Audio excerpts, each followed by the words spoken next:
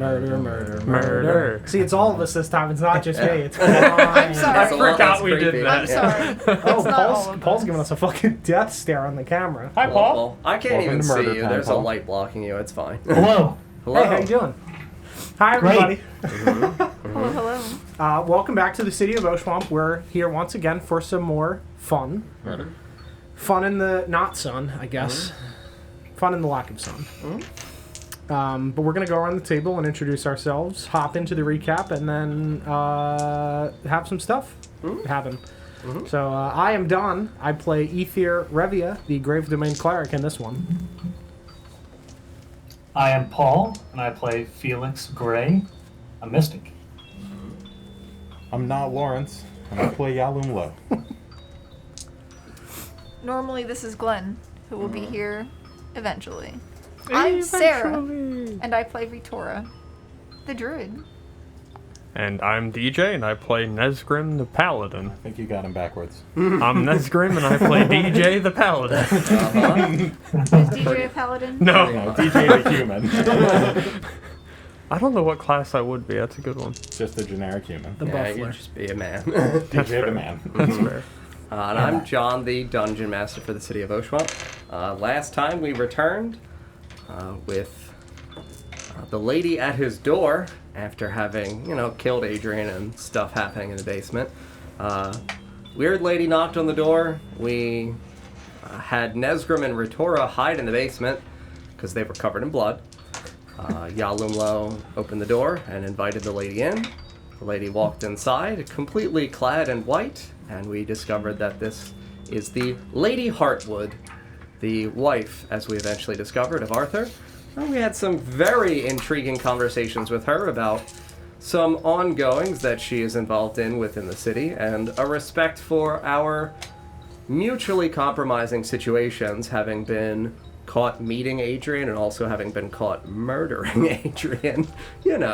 Effectively Murdering. We were caught doing no such thing. Caught post-murder. caught post-murder. She has no idea what happened. Making a prior to skin that. Yeah, puzzle. she has no idea what happened. Probably I killed no one. My hands are clean.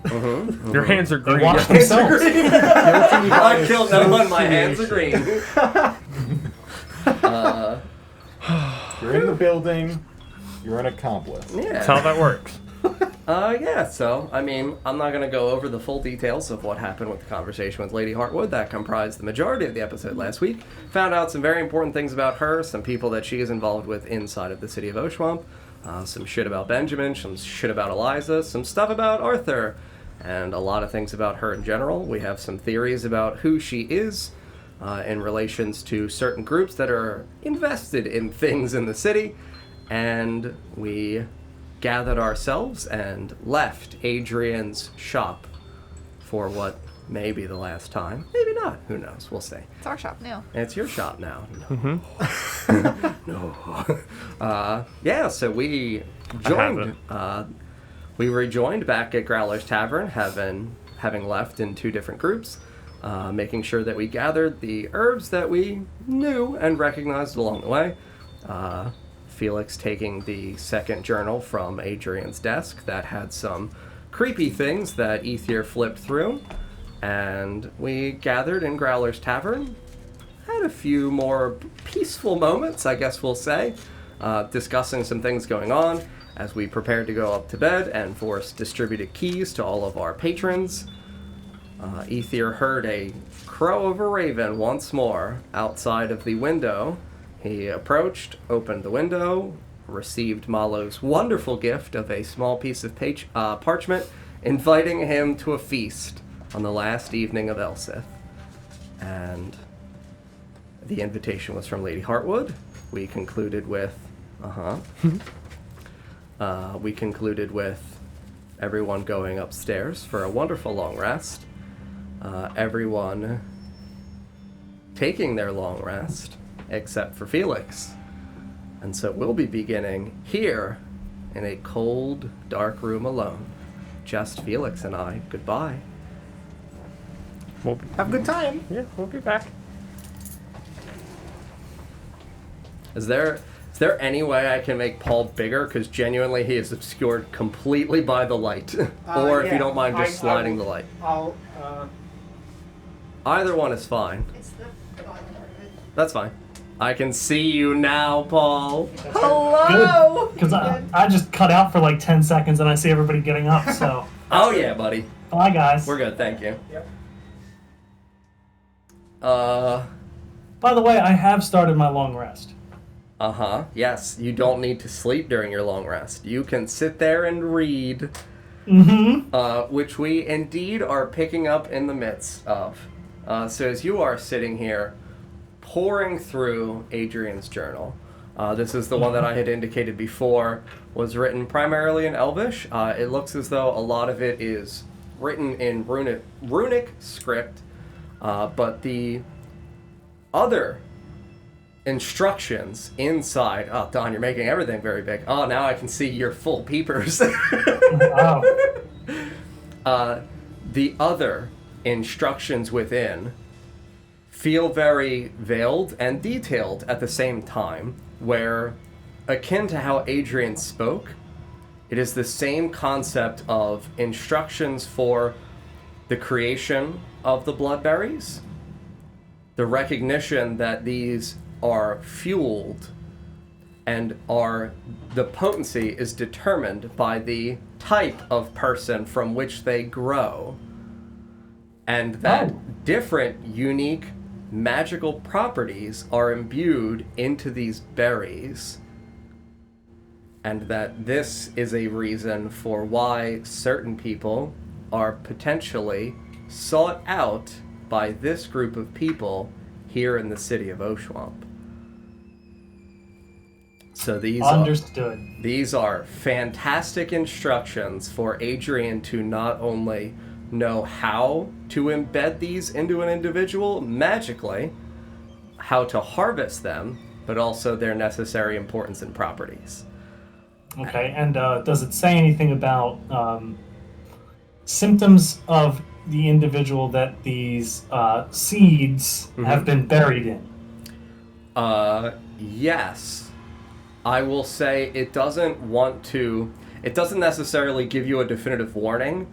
It says that effectively markings that would appear necrotic may appear on the body. Now would I associate it with the marking on Ritora? Yes, based on the description present in the notebook, that these look like small, centralized pockets in which the flesh begins to not just die, but begin to effectively deteriorate and almost magically bridge to something else. And it would also indicate in the notebook that these bridges are effectively forms to maintain contact between one thing that exists on this plane and a thing that does not exist on this plane. And as you are reading, Paul, please, on camera, if you don't mind giving me the old courtesy of the tilt down to the die, roll for me. And Is it a flat roll? So I know the DC, like I said previously. It is a 50-50 because I know your int save. Okay. Wonderful. All right, I'm gonna roll and then I'll show you. There you go. Oh no! Did you won? Please don't tell me you won. I didn't won. Wait, up, down. Yeah, you're good. Wait, no, this way. 5. I saw 5. So 5 plus your 5 is a 10. So you, as you are reading through this journal and you perceive the entirety and you begin to almost subconsciously, mentally put together the runes that are strewn about the pages, It feels as though you're recognizing that, you know how when you flip through a notebook and those people will draw those little flap, like the flip images where it's a small cartoon? It feels almost like that as you're turning through these pages. Because of your mental acuity, are recognizing that something is here. Something is going on in these pages. And you feel this overwhelming... John? Yeah? Can I stop you there? I apologize. Could you go back to the flipping of the pages? You cut out. My internet's being booked. Oh, you're fine. Yeah. As you're aware that there is some indication here, and you begin to see this clarifying moment almost, this realization, this epiphany, that there is something in this book. There's something more than just writing. These inscriptions are an actual invocation. Okay. That is when the overwhelming psychic energy, it feels almost as though it starts at like the midpoint of your spine and tingles up your brain. And you feel this lurching sensation as though something cold is burrowing inside of you. This horrifying mental awareness that something is here without being here. You feel the effects of the spell wash over you. And I love you to death, and I have to roll the damage. Okay. Oh, boy.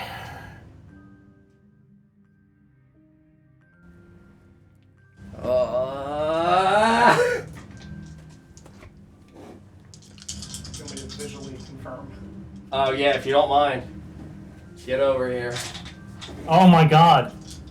How many dice do you have in your hand? As of right now, the first set of 3. Okay.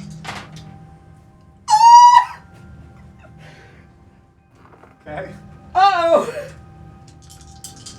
The second set of 3, Paul! Whoa, how much is the first? It's all the same kind of damage. I don't want to tell you that I already rolled half.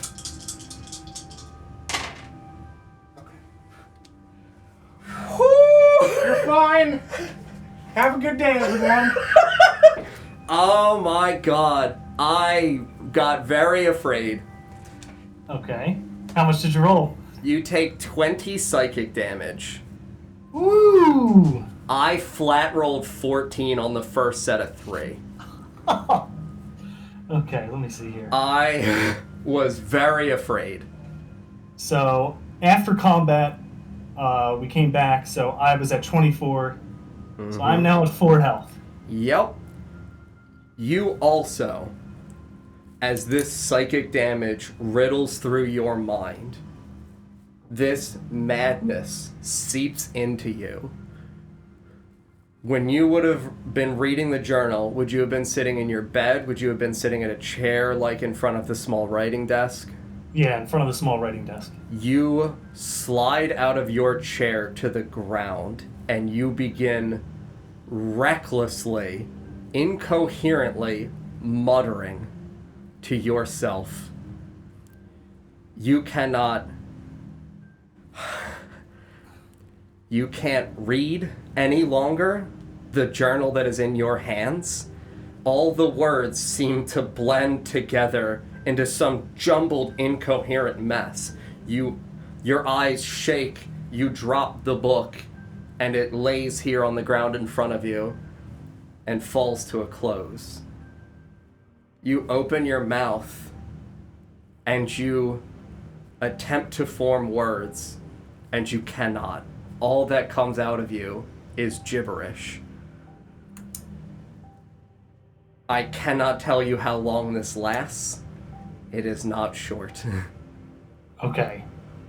Am I able to move while I'm still muttering and sliding to the floor?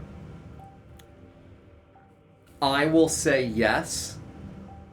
It has some pretty vague language in terms of restrictions for what occurs post-spell failure. I will say yes, you can roll. I will also say, as you're lying here, consumed by this madness, you hear a voice in your head. Amidst all the gibberish that are you attempting to pull and collect your thoughts, and sew them back to some sense of sanity, you hear this voice echo out almost from a deep location that resides inside of you. Where, child? Where? And you don't remotely know what it's asking you the location of. The voice feels completely foreign. And you are sitting here on the floor.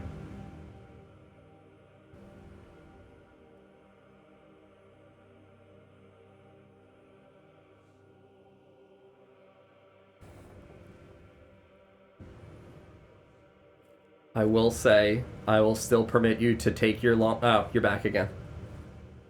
Sorry, I apologize. I said I was asking if you said I could roll, but can I get to my bed? Yes. I will absolutely let you go, like, lay down and take it easy. Yeah, so I'll leave the book on the desk or wherever I dropped it, and I will go try to lie down and rest. So what exactly? So I hear "where, child, where." Is it repeating, or is that only a one-time occurrence? Only the one time, as you are sitting here in a jumbled, frantic mess of chaotic thought. You hear a voice that is not your own in your mind that says, "Where, child, where?" I'm trying to think. As I'm lying here, I'm going to try and think of anything that I can do. If I can even think to myself. Not really. I can't. Not really. It's too difficult. All right. I mean, again, vague language in the details of the spell post-failure, at least in context of something like that, I will say that you begin, as you're resting, to start to be able to piece together your own thoughts, but you still, as you attempt to vocalize any of them aloud, effectively speaking to yourself, only gibberish leaves your mouth. Okay. Frantic, And incoherent. Even if I attempt to fall to sleep, I'm assuming I can't. My psychic focus wouldn't be broken, though, would it? What was your psychic focus? The one that you don't need to sleep? You would switch to Yes. that? Yeah. I would say, because this is a psychic effect, it's an intelligence saving throw, I would actually say that this is a very corner case situation in which your psychic focus would be disturbed and disrupted, and you would need to actually sleep. So I can feel that I'm off. Yes. All right. Because again, All right, it says you cannot take actions, and if you can't take actions, you can't use a bonus action as well, actually. Right. Despite me already having used it. Yes, I would say So that it's broken. this breaks what you have, yeah. Well, not perfect, but I get it. Yeah, so I'm going to just try to go to sleep. And before anything else happens, the first thing that I would have done before reading any of this, I would have, me and Ether, I would have checked him. So did we find anything? He has no markings on him. No markings? Okay, perfect. Yeah, no markings All right, so anywhere I'm just on going to him. lie here and attempt to go to sleep, even though I'm mumbling to myself. And Yeah, you lay down, you feel definitely disturbed, you feel uncomfortable, you feel a sense of foreboding, frightening, as I think Felix is an individual that deep down would know the potentials of magic, would know the potential ramifications.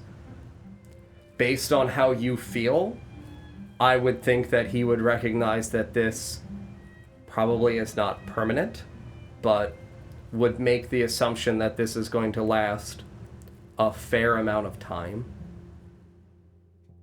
And I am going to call everyone back in. all right.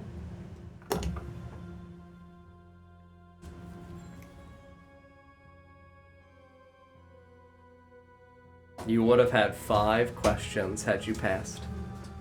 Now I know the lights work, because I've never actually been in there when that's working, so that's cool.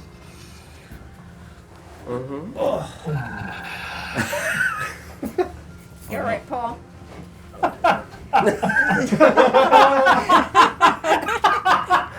You all left me in here alone with it. What do you mean, am I all right? We were told we to didn't leave you in go. there alone. You went to bed. You inspected my body and told me to get out. Yeah, you saw I naked mean- Ether. You know, you had to. Yeah. Had to look for my holes. Oh, He stripped you, he used you, and then he made you leave. Oh, I forgot to draw the. the marking on your Yeah. hand? It's fine. So I will say that you all awaken the next morning. I hope You so. satisfied your... Yeah, I mean, you all awaken the You next never morning. know. You know, peacefully, serene sleep. You know, a nice, happy time.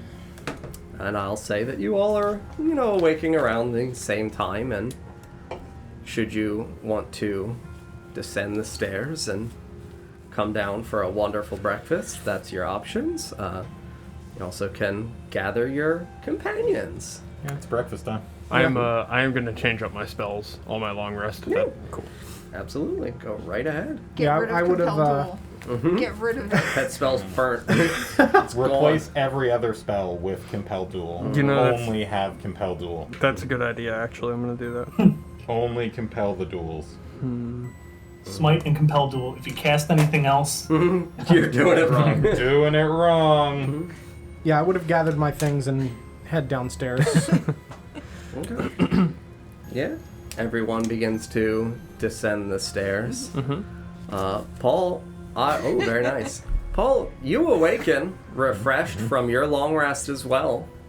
great. That is so good to know. Yep. You wake Okay. up. Same Oh, thank you. limitations. Am I in the same state that I Yep. was when I went to sleep? Yep. Yup. Yeah. Great. Yeah. So I'm gonna collect my things. Is it easier to move? Yeah, you can walk finally now. Great.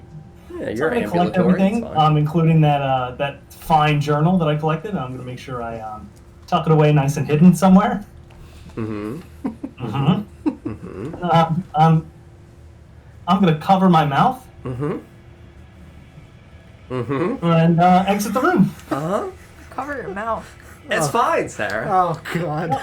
as if to block out any noise that I may be making. It's fine, Sarah. Great. It's fine. Yeah. You guys all begin to descend the steps, a minute or so apart from each other. You see that downstairs there are no patrons here in the morning. This is about 8, 9 a.m. It's not one of those morning places. This isn't a morning bar. Leo still has to make the bread. Make True. the bread. It's not. Yeah, so I'll say as you descend the steps, you can actually see that the tavern is pretty vacant.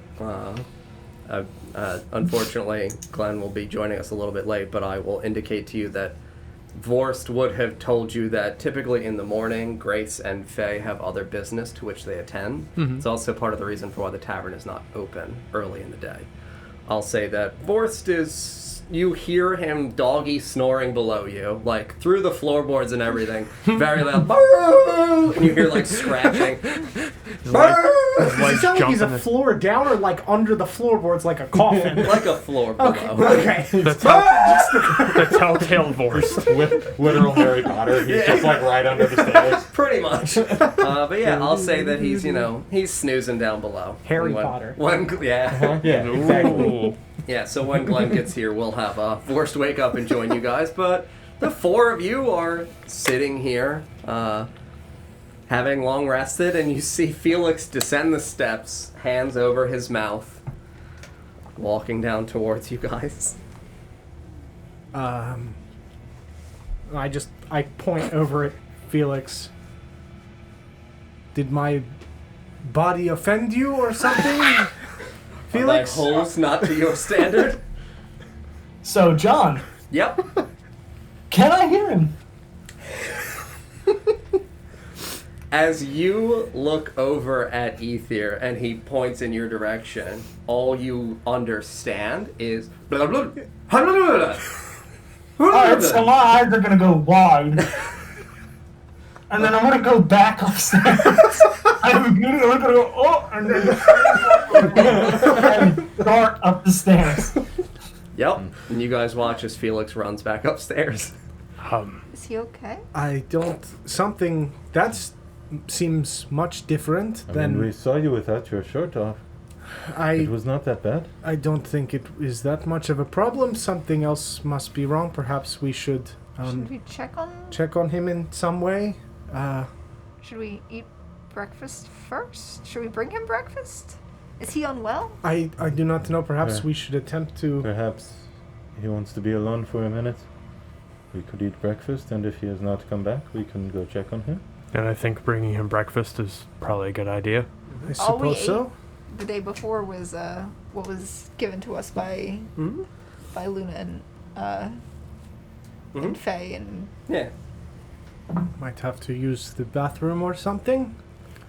Perhaps. Maybe Morning that's, It sickness. seems- maybe that's why he was grabbing, You work so fast. that's why he was grabbing his mouth, maybe. That's not how that Anyway, To Nesgrim. so, Mr. Nesgrim, what did you find in your soul searching yes, last night? My story, yes, my life story that I was supposed to... Your Did Your you book? remember to do that? I did, yes. So, I was born in Marfley. Real quick, Paul, as you're ascending the steps, you hear these words. You hear gibberish at first, echoing out.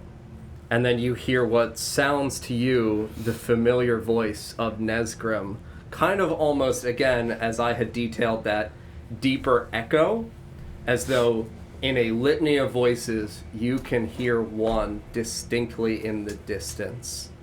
As though a sense of security and familiarity kind of rings out in truth from it. John, Yeah. You as cut soon out as you again? said you'd hear the familiar voice of Nesgrim. You cut out again? Yeah. Yes, It's all good. I'm sorry. No, it's fine. I understand. Like, internet connectivity is an issue. I will say that you have an indication that this echoing is something that feels comforting and trustworthy to you. That amongst all the other gibbering voices, you definitively hear Nesgrim's. So I hear other gibbering voices, Uh-huh. and then when Nesgrim speaks, I hear. Clack. sure that's good. It's fine.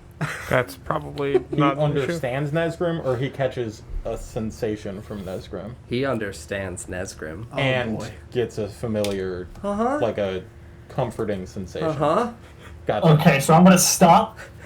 We also And understand listen- Nesgrim. You guys still understand speaking Nesgrim. common. You still are hearing This is Nesgrim some- begin to speak common. Okay, it's not some parcel tongue shit that he's No, breaking out it's, into. it's a wonderful, wonderful, happy time. Okay. I'm sure it is. It's like there's two Nesgrims speaking fine. two languages. It's fine. Got it. As soon as I understand any words coming from Nesgrim, I'll stop and listen.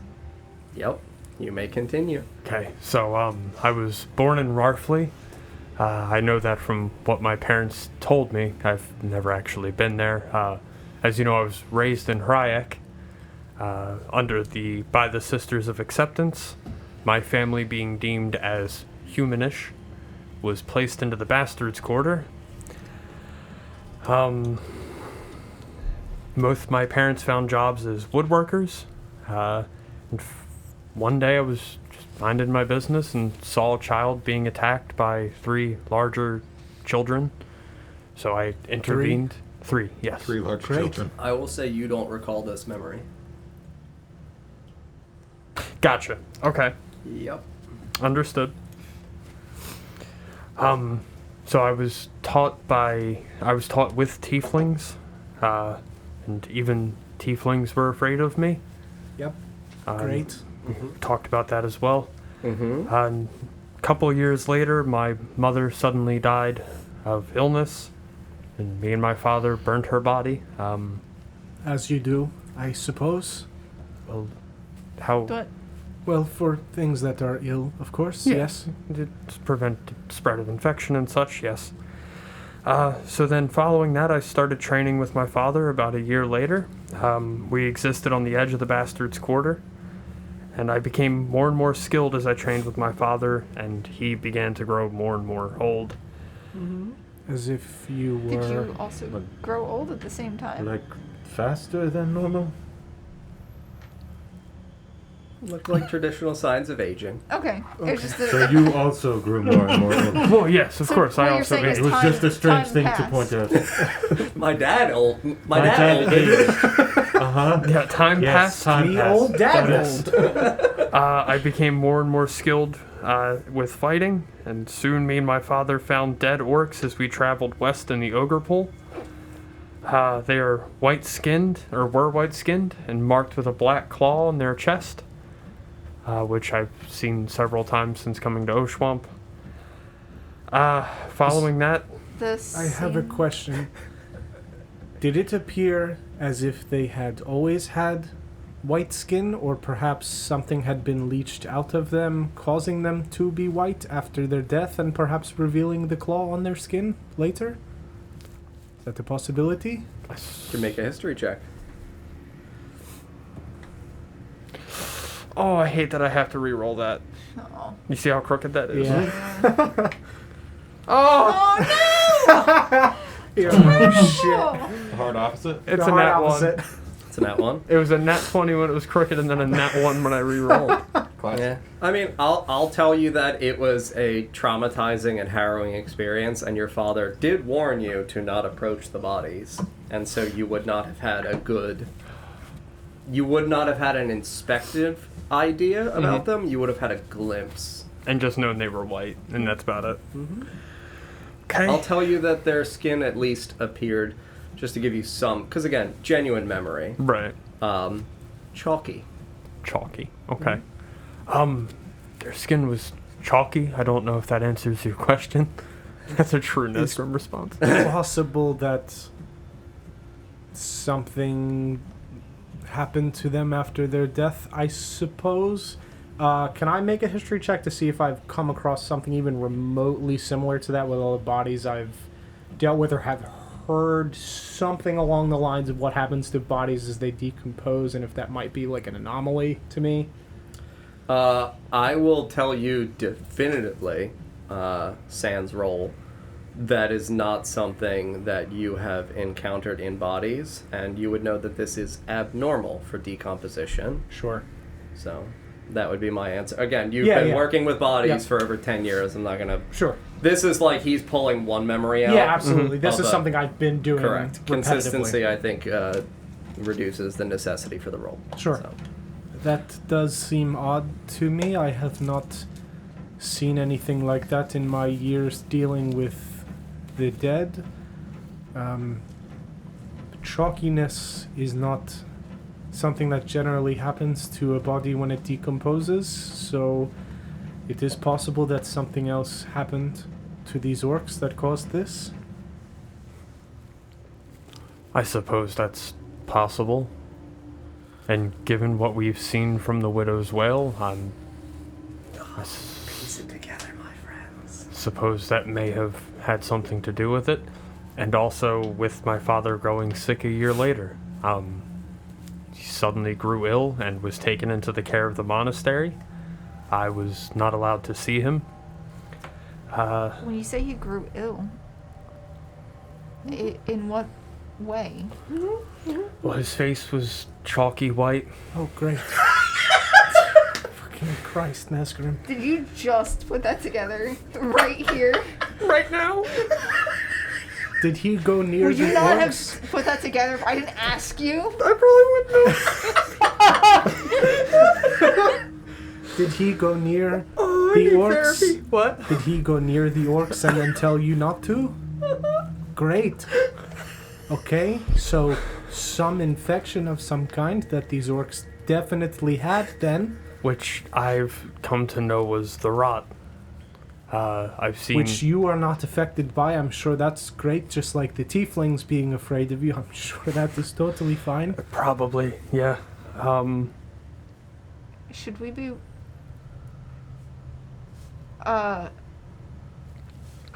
Vorse knows that the Lady Heartwood... Smelled a certain Yeah. way? Yes. Did my father smell like that? So I will tell you that, again, without spoiling definitively anything for Voiced as a character, his sense of perception is drastically more keen than yours. That's fair. Your father would have smelled, I guess foul, but I can't tell you that you would have the nose of worst. Yeah, that's fair. Yeah, you'll have to ask him when he gets here, because it's also possible that Do you sniff your dad off the screen? Because it's also possible that you, despite not being affected by it, have some residual smell of that on you. So when he gets here, I mean, someone also Bring that up drank The the tea. soil, so it yeah, might smell I mean, like the rot anyway. it's not good. No, it'll be fine. So, about 5 years later, I was finally able to see my father again, only occasionally, however. I was forced to live in solitude as he became more sick and emaciated. His skin became pale and black circles formed around his eyes, which I've seen here in Oshuamp from victims of the rot. I made a tearful goodbye to my father as I watched him die, and spent my last passing moments with him. I don't believe I saw what they did with the body. No. No, you didn't. So I watched him die and was ushered out of the room pretty quickly, and then never saw him again. What did your mother die of? Illness. I believe I was too young to identify like which one. Yeah, and then that same year, which is this year, I was told of Oshuamp and what is held within the cathedral, and I left Triac in search of knowledge in Oshuamp. That was earlier this year. Yes, that's why I came to Oshuamp. It's very recent. Yep, I was sent here by Sister Anna, I believe. Yep. How long ago did you come across the orcs? 6 years, if I recall correctly. Wasn't Sister Anna the suspicious one or something? Yes, 6 years ago. Yeah. I don't think Sister Anna was suspicious. Yeah. I wouldn't have any reason to think that she was creepy, right? Yeah, as far as Nesgrim's concerned, she was, as described to you, fearful but kind. Like, scared of you and therefore kind to you. Sister Tabitha, on the other hand, was a little bit more reserved. She was just flat out terrified of me. Would not speak to me at all. How old were these sisters, Nesgrim? Sister Anna was 72. Okay, so not young children seeing things, but perhaps told by young children about some horrifying thing that they had seen, since we know that Benjamin called you the White Bone. I imagine if that was brought up by every other child that you came across, they might grow terrified despite not knowing anything themselves. Would I have known why they were terrified of me? Like, would I know the story behind how they became to be afraid of me? I would indicate to you that the sisters had a timid nature towards many of the creatures that they worked with, because there's a perceived, xenophobic threat from many of them. Again, that's why Harayak exists. Again, Right. You would know that it was effectively like a socialization training camp. And so there's always the timidity of some kind of bestial or otherwise nature that might be nurtured out, DJ. So they were timid to most of the peculiars. Hello, Sarah. My teacher. How many other examples do we know of people referring to him as White Bone? You guys told them as you ascended the steps after the situation with Adrian that he pointed at the two of them, pointed at Ritora and said Black Earth, pointed at Nesgrim and said White Bone. Young Benjamin, and in the poem, that doesn't indicate It doesn't directly specifically towards point at Nesgrim. him, but- You want ones that specifically correlate to Nesgrim, Sure. right? Right, yeah. Okay. I'm asking people directly acknowledging Yes, him as the White Bone. in association with White Bone. Those are the two definitively that I can recall off the top of my head. yeah, I don't think there was any others. Ether, do you still have the The rubbing that we took, what was it, just a day or two ago? Yes. Should have that. And while you're... Go ahead. Which one was this? Before I would have come down, I would have... Checked it. Same size as yesterday. Size. Okay. Yeah. So far, it does not appear to be growing outside of the... The situation with Nesgrim. Yeah. Paul, I will tell you definitively that as everyone else is speaking, they sound like gibberish. You only understand Nesgrim. Two things. Uh-huh.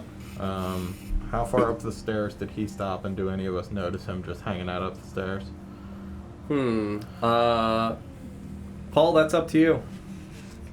Yeah, I mean, I would. You said I heard it, so but if I had turned a corner, I would have stayed obscured from vision, or at least some vision. Yeah. So I would say it does definitively turn because the beds are located above where the tavern is. So I would say he's Not visible. not visible. So unless one of us noticed him not closing a door. Sure. Yeah. I mean, if anybody wants to My make passive is 13. I'm not saying that I was like actively paying Sure. attention to it. That's fair. My passive's 16, but I probably would not have been... I would have been tangentially concerned since I was the one that like witnessed him whip around Sure. and leave. I'll say then with a passive of 16, it stands out to you that you don't even hear footsteps ascending the stairs. That you hear like the creak, creak, silence. Okay. And then my other question was, I had picked up a stick figurine in the home of a friend Uh-huh. not all that long ago. It happened to have a white face. Uh-huh. Chalky. Yeah. Very chalky.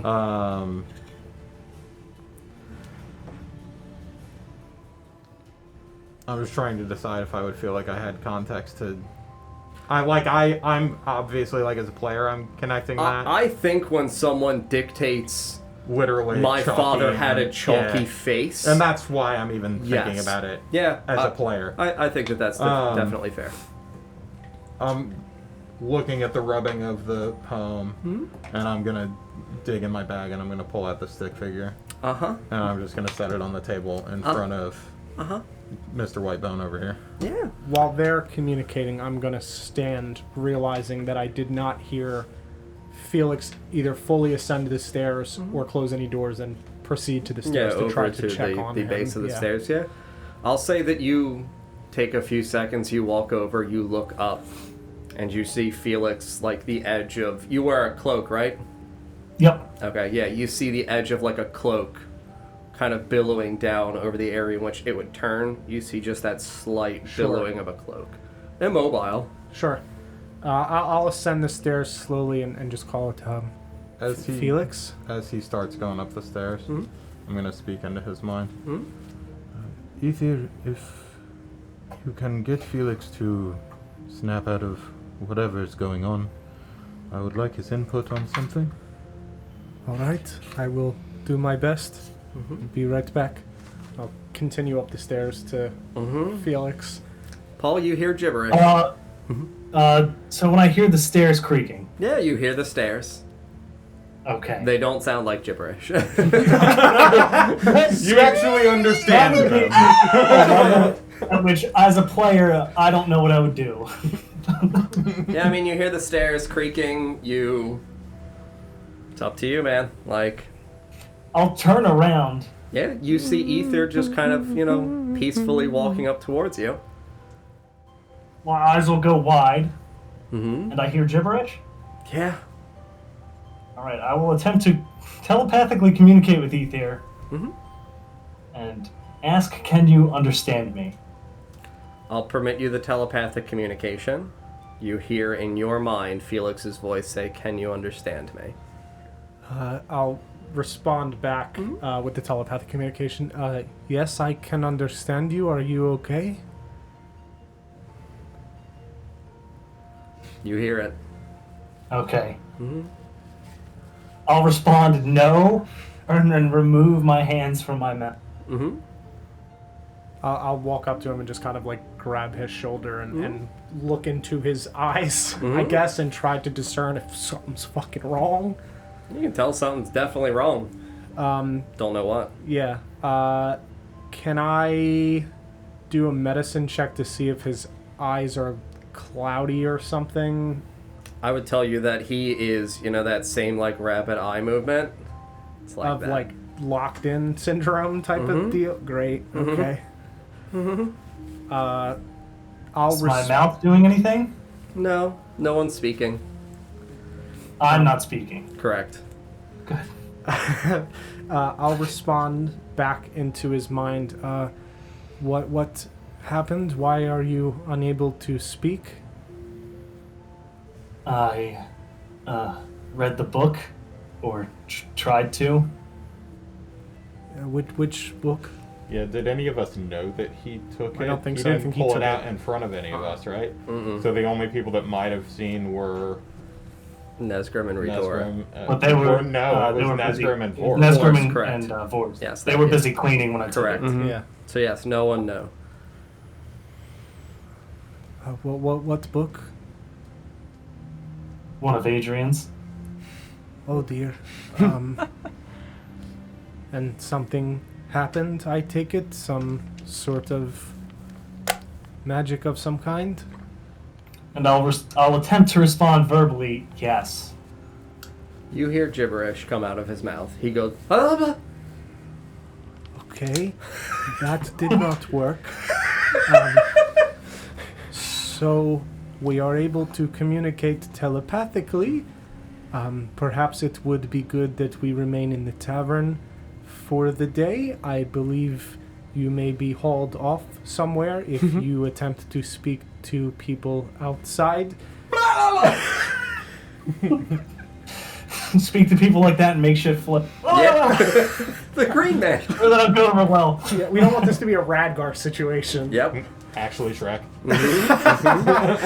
What are you doing in my swamp?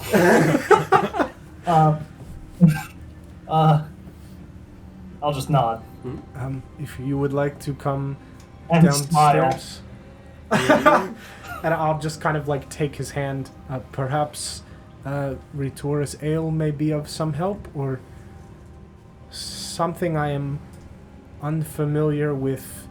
I mostly deal with the dead. You are not fully dead, so let us go downstairs and tell the others that something is very wrong. And I'll just kind of start guiding him down the stairs. Yeah. So as the two of you are coming back I'll just down, follow. yeah, as the two of you are coming back down the stairs, you pull out the wooden I figurine. put the thing out before Facing- he even yeah. went Yeah. upstairs.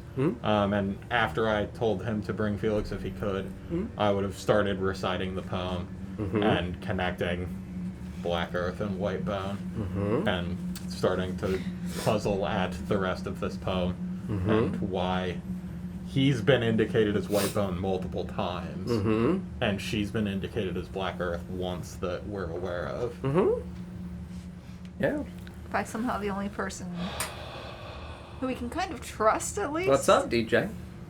What did you miss something? You're the nurturer. I'm the white bone. Widow's wail is white and grows in desecrated earth. Uh-huh. Somehow we are the personification of Uh-huh. black earth and white bone. Uh-huh. There he is. Dog man coming. I don't know what that means. The dog man. Champion! I farted myself asleep. Awake, rather. You didn't Farted have to. myself asleep. And then away. Best way to fall asleep. You didn't happen to grab my dice, did you? What a hero. Not yours, but You can use yours. I have a set. I'm good. okay. Thank you, though. We have many dice here. I will indicate to the four of you, well, Felix, as you join, the five of you that are here before Vorst arrives. None of you have seen a figure like this wooden stick figurine before. You, I would assume, in the same instance, the white chalkiness is depicted of the face Would connect it. would connect for you in the visualizations on your father. In terms of the skin, same thing with the orcs. It would look like the same, almost like porous. Like again, Right. if you just like fucking handprint slat chalk, that's what it looks like. Okay. Like almost like the really rough chalk Yeah, it's masks. grainy, absolutely. And Right. does it have black eyes as well? The stick figure. The stick figure, no. Okay. It's just the entire face. It looks almost like a handprint, Gotcha. like just slapped onto the face. Like the almost like the orcs from was it The Hobbit? Yeah, it's Saruman, the White Hand. Yes. You had said last time, almost if anything, like whatever was on it had been like smeared Smeared. across it. Correct. Can I ritual cast detect magic while we're sitting here? Absolutely. Can Do roll I your detect- burnout die. Yeah. Mm-hmm. That's still a D12. Oh no. So I guess I'd probably still be reading the poem as he comes back downstairs with Yep. Felix. Do we do burnout on ritual casts? Okay. I'm I'll good. let her resolve that first. I'm good. I mean, it takes Okay. 10 minutes. Yeah, so- yeah, you guys just can the talk. burnout specifically. Yep. And then I'll say that Vorst, you awake and hear people talking upstairs. Voices that you know definitively are your people. It's my tail wag. My people are Do you awake. have a tail? No. And then Damn. you may ascend the stairs and join your companions. Just because, again, I don't want to remove the possibility for play for you.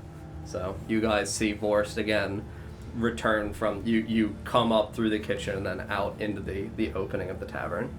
Just Good Just morning. wave. wave So high how as much of I'm the poem is he working hearing on right this. now? I would say that you have read the entirety of the poem. Sure. I would say that you see him approach. It's up to you if you would read it again. As you read it, I will indicate that nothing manifests or triggers or occurs. That we can see. Yeah. Well, he read the poem and I arrived, so. Ah! It's me! Yeah, the statue's just running around. Raise me He's just wagging his tail looking at DJ. White bone! Raise me first. It wakes people up. I'll bring Felix down into the common area. So we have a minor problem. What's wrong? Felix okay? Well, I'm just gonna stare at Nesgrim. I guess I wouldn't ask you that. I'd ask Felix. He cannot understand physical speech, and he cannot speak physically. I'm gonna say into Felix's mind, since I assume the link is still connected. Felix, if you can say something so they are able to hear your attempted speech. Hello? Do I understand him? Okay. You do not. All that comes out is gibberish. Actual gibberish. Yes. Not any sort of. Yeah, no language, no connection to any language, just straight up gibberish. He read one of Adrian's journals, and apparently there were some runes inside that did something to part of his mind. He is able to communicate telepathically, but otherwise he cannot speak or understand physical speech. I don't know if the ale that we have would be of any help here with its healing properties, but I think it is worth a try. It's worth a shot. I mean, we it shouldn't be in short supply for too much longer. How long does it take to make the ale? It's a few days. It was a few days. While he's explaining that, I'm gonna speak into Felix's mind because I can initiate that shit. Yeah. And I'm going to say, perhaps next time you are told not to take the belongings of a madman, you should consider listening. You hear him. You understand. I'll respond telepathically. Hmm? I couldn't pass up the opportunity. I do not suppose you learned anything worthwhile for your trouble?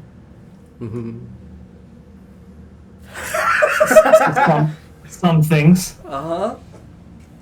It was worth it. This is temporary. I'll be fine eventually. I do not suppose you can communicate the things that you learned at this time?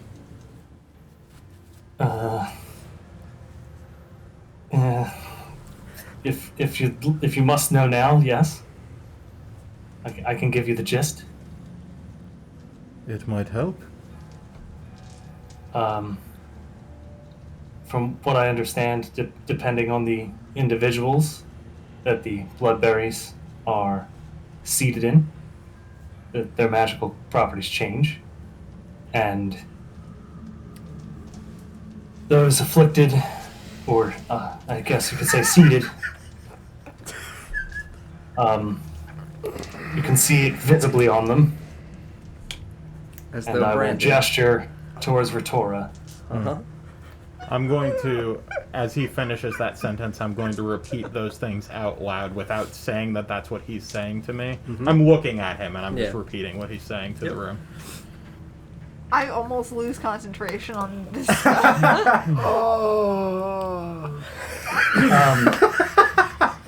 Is there anything else, Felix? Did you remember something? More? Wasn't I that not the felt- point of this? I felt a presence attack me.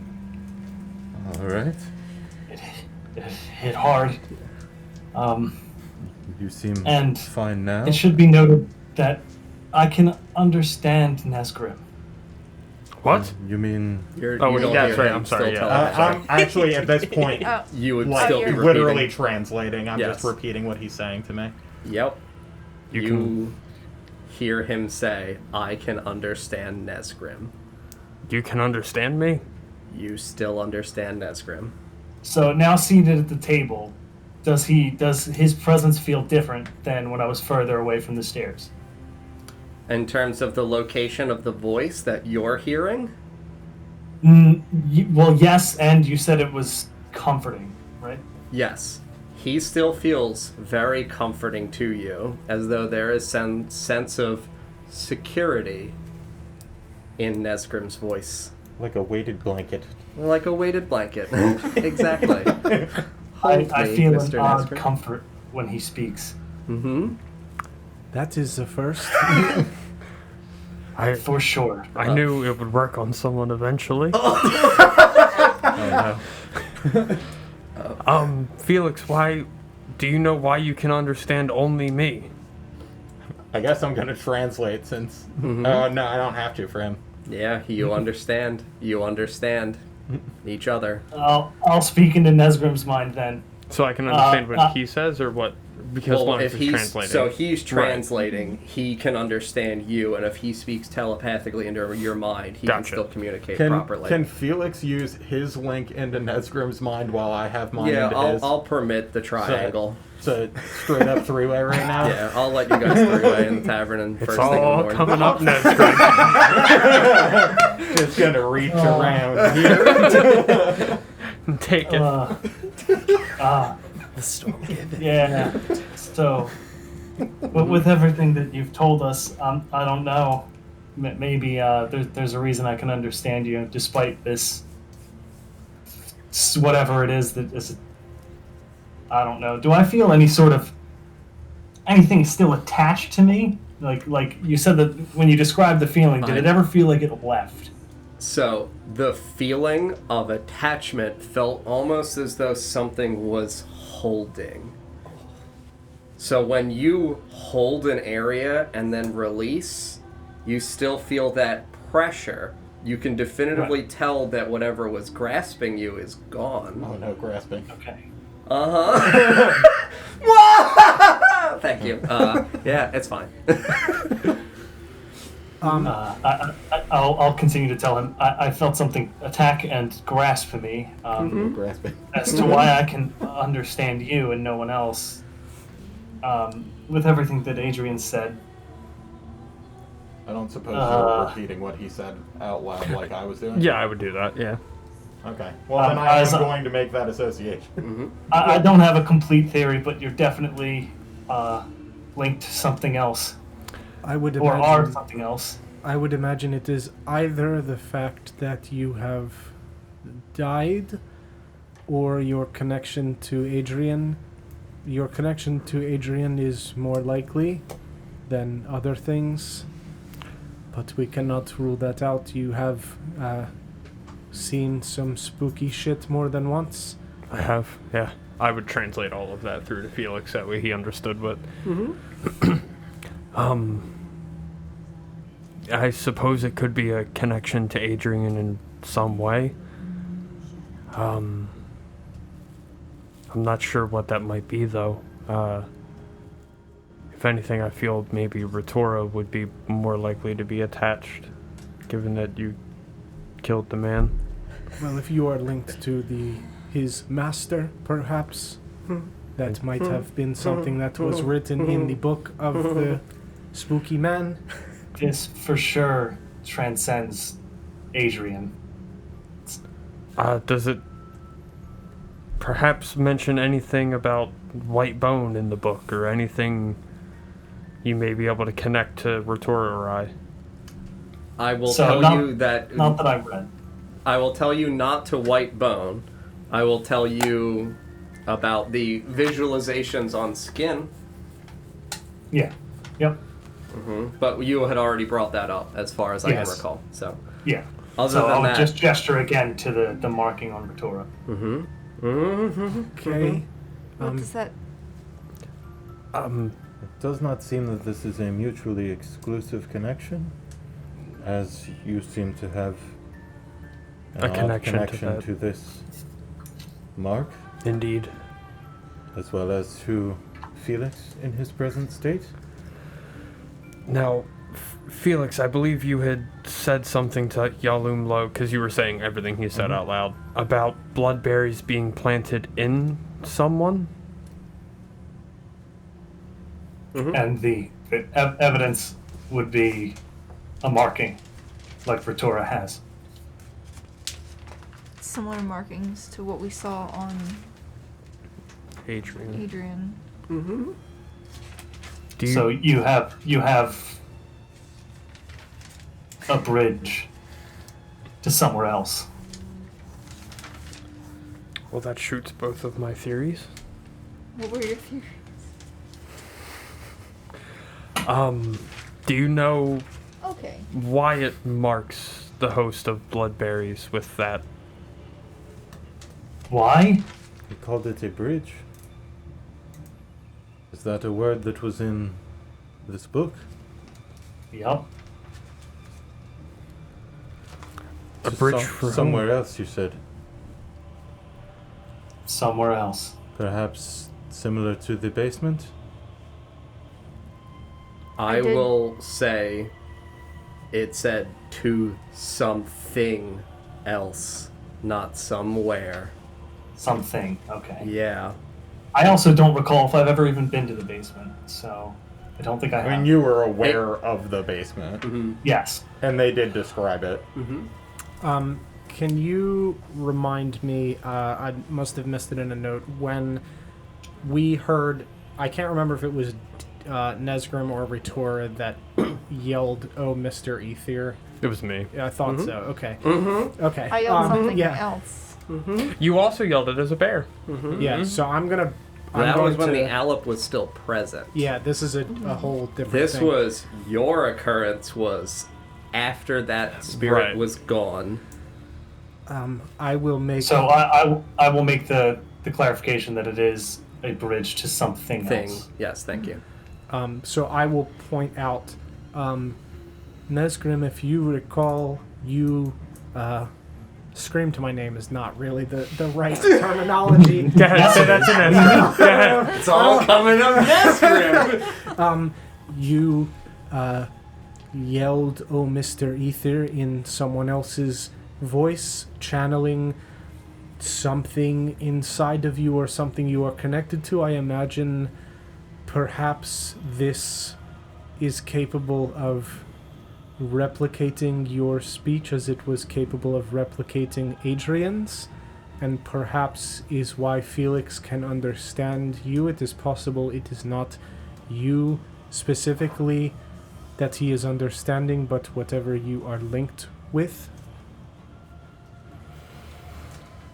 So we must be careful That is terrifying. that the things that he hears is in fact the things that you say.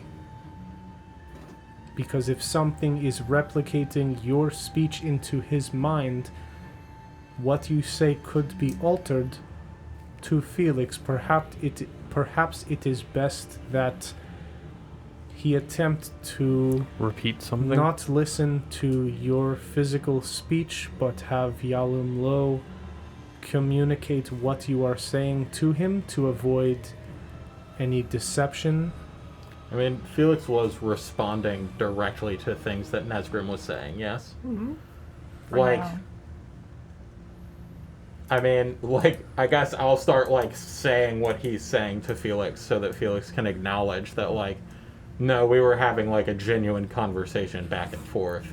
Yeah, I'm just making a jump that it's For sure. possible we don't Yeah. know Yeah, that it's physically Nesgrim that he's And understanding. it could be something that lies dormant until it's like, oh, now's right. the time If you that I'm say gonna... something that it does not want him to hear, Right.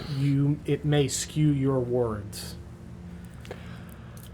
I suppose that may be a good idea. I wouldn't want Felix to think I was making any untoward advances on him.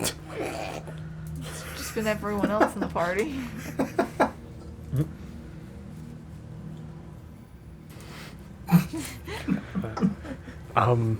Hey, Wurst. Felix, or I'll look at Yalumlo. Can you ask Felix what else was in the book, or if that was all that he was able to read? Sure, I'll repeat whatever he's saying. Yeah.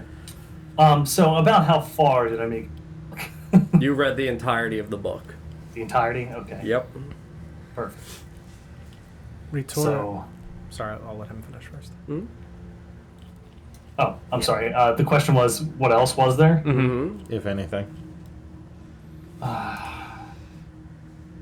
It had mostly runic instruction, Instruction on what exactly? how to plant the seeds, and berries. I do not suppose you could describe this process? Does it involve drinking dirt, perhaps? I was thinking more that it might have something to do with the killing. I will say that in the book, it indicated to you that death is necessary. Death is necessary. Yes. Not necessarily indicating that killing someone is necessary, but that something involving death is definitively required.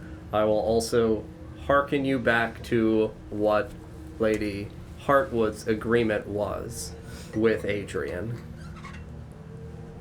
Planting inside of individuals who were dying. Correct. I can't tell you whether or not, because she would not know if Adrian did something and then killed them. Right. But as yeah, far as she you- was pointing out to him. Yeah, she pointed out, I gave him people who were dying that nobody would miss. I don't know what he did. I just know he said he needed them. This notebook is telling you something associated with death is a requisite in the planting and the harvesting and the growth. Death is necessary Yep. to plant it, grow it, and So we take have it. we have reason to believe then that bloodberries have been planted into Ritora. That's And the worst. others that potentially the fine Lady Heartwood mentioned last night. That makes sense. It is an exchange. Nothing is created or destroyed without an exchange. Nothing is free. This is also similar to what Adrian pointed out about making sacrifices to do the things that he did. He gave up parts of himself in order to create these with death. I will also tell you, Ritora and Nesgrim, you are both cognizant of the fact that Adrian, inside of that circle, when you asked where are the berries, he said they're not done growing. Right. And then we killed him, and then they grew. They grew, like, we watched them on Adrian actively grow, right? Yes. Okay. You severed his head, and you watched them burst through his throat and out of his navel. Ew. Sarah? It's like the nightmare of kids eating like watermelon seeds. It's so bad. It really is, wow. Ritora, perhaps you could give Felix the ale and see if that assists in some way. Nesgrim has it. Yes, of course. How much do we have left? Of the bloodberries? Sorry. No, of the ale. Oh, of the ale? I mean, you filled a water skin. You don't know how much you need to consume for a casting.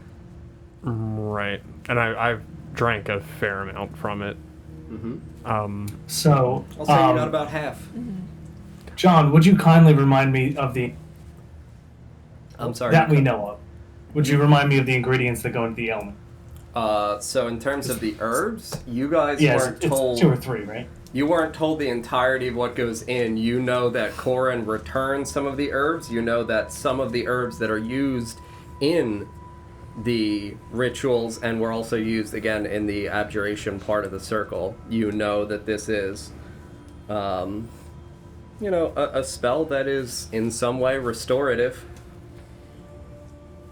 Nesgrim, if you would do the honors. Yes, of course. Here you go, Felix. Mm-hmm. Try drinking some of this. See if it maybe restores your capacity for speech.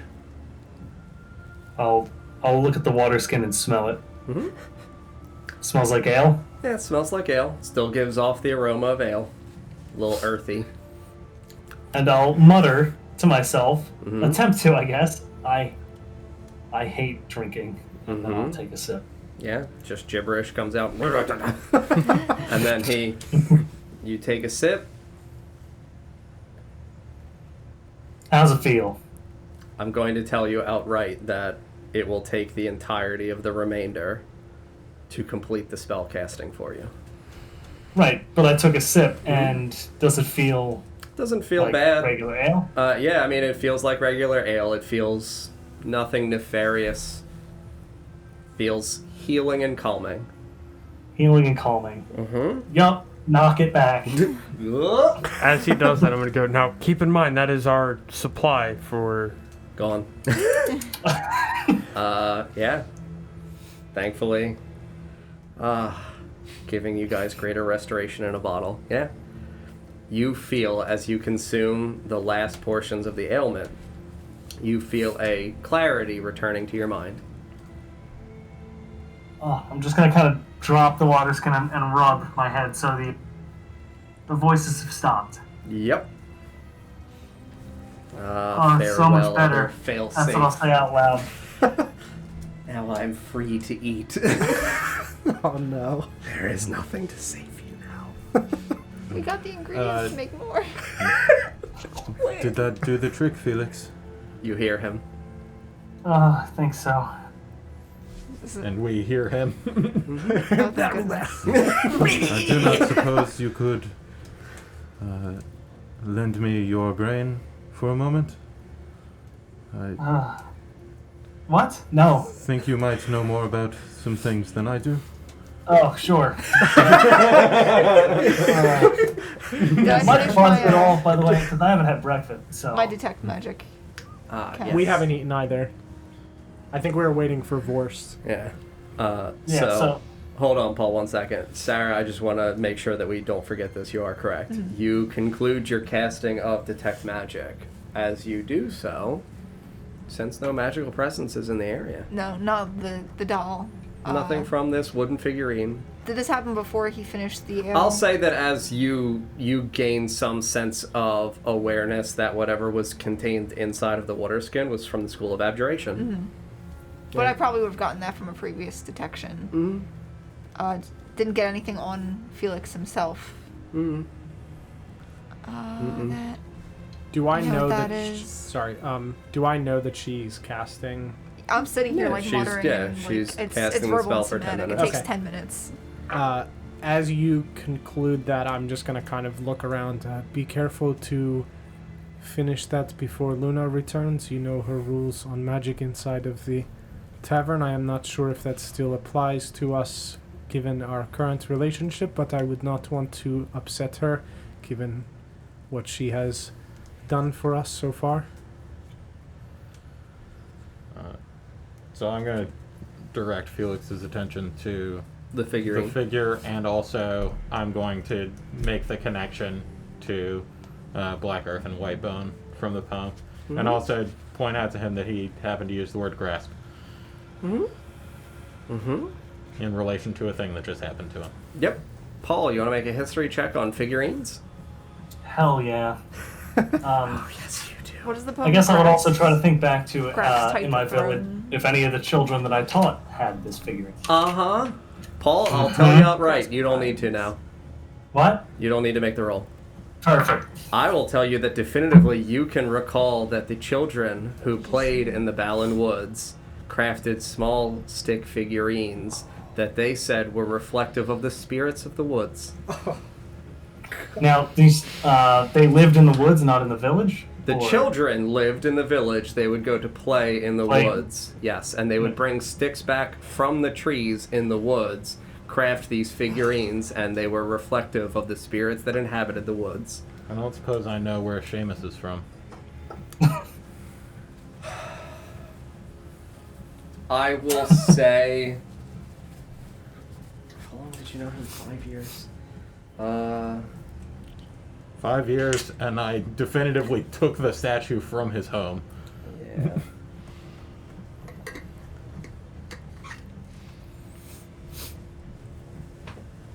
As you started making those connections too, I would point out the connection of Adrian pointing to us and saying Black Earth, White Bone, Yeah, that's And what the- I'm referring to. and the connecting desecrated for soil him. and the widow's wail too. Mhm. That connection. Yeah, I'm just literally just feeding him into the conversation that we were having Right. while he was upstairs. So the children used to make those after they came back from the Balin Woods. They said that they were resembled the spirits that they played with in the woods. Did they ever describe the spirits? I mean, they would have given you, again, it's a spirit. It would have an ethereal projection. They wouldn't see a thing. They just, as a child, would hear a voice and want to embody it in something. And because, again, it felt like the trees would be the things that were communicating to them, as though Right. the trees themselves possessed a spirit. And so they would make a reflection, again, attempting With to... the branches. Yeah, they would try to humanize the tree. Right. Uh, They thought that they were the trees speaking to them, so they would take branches and sticks from the tree and make them into something like that. They looked similar.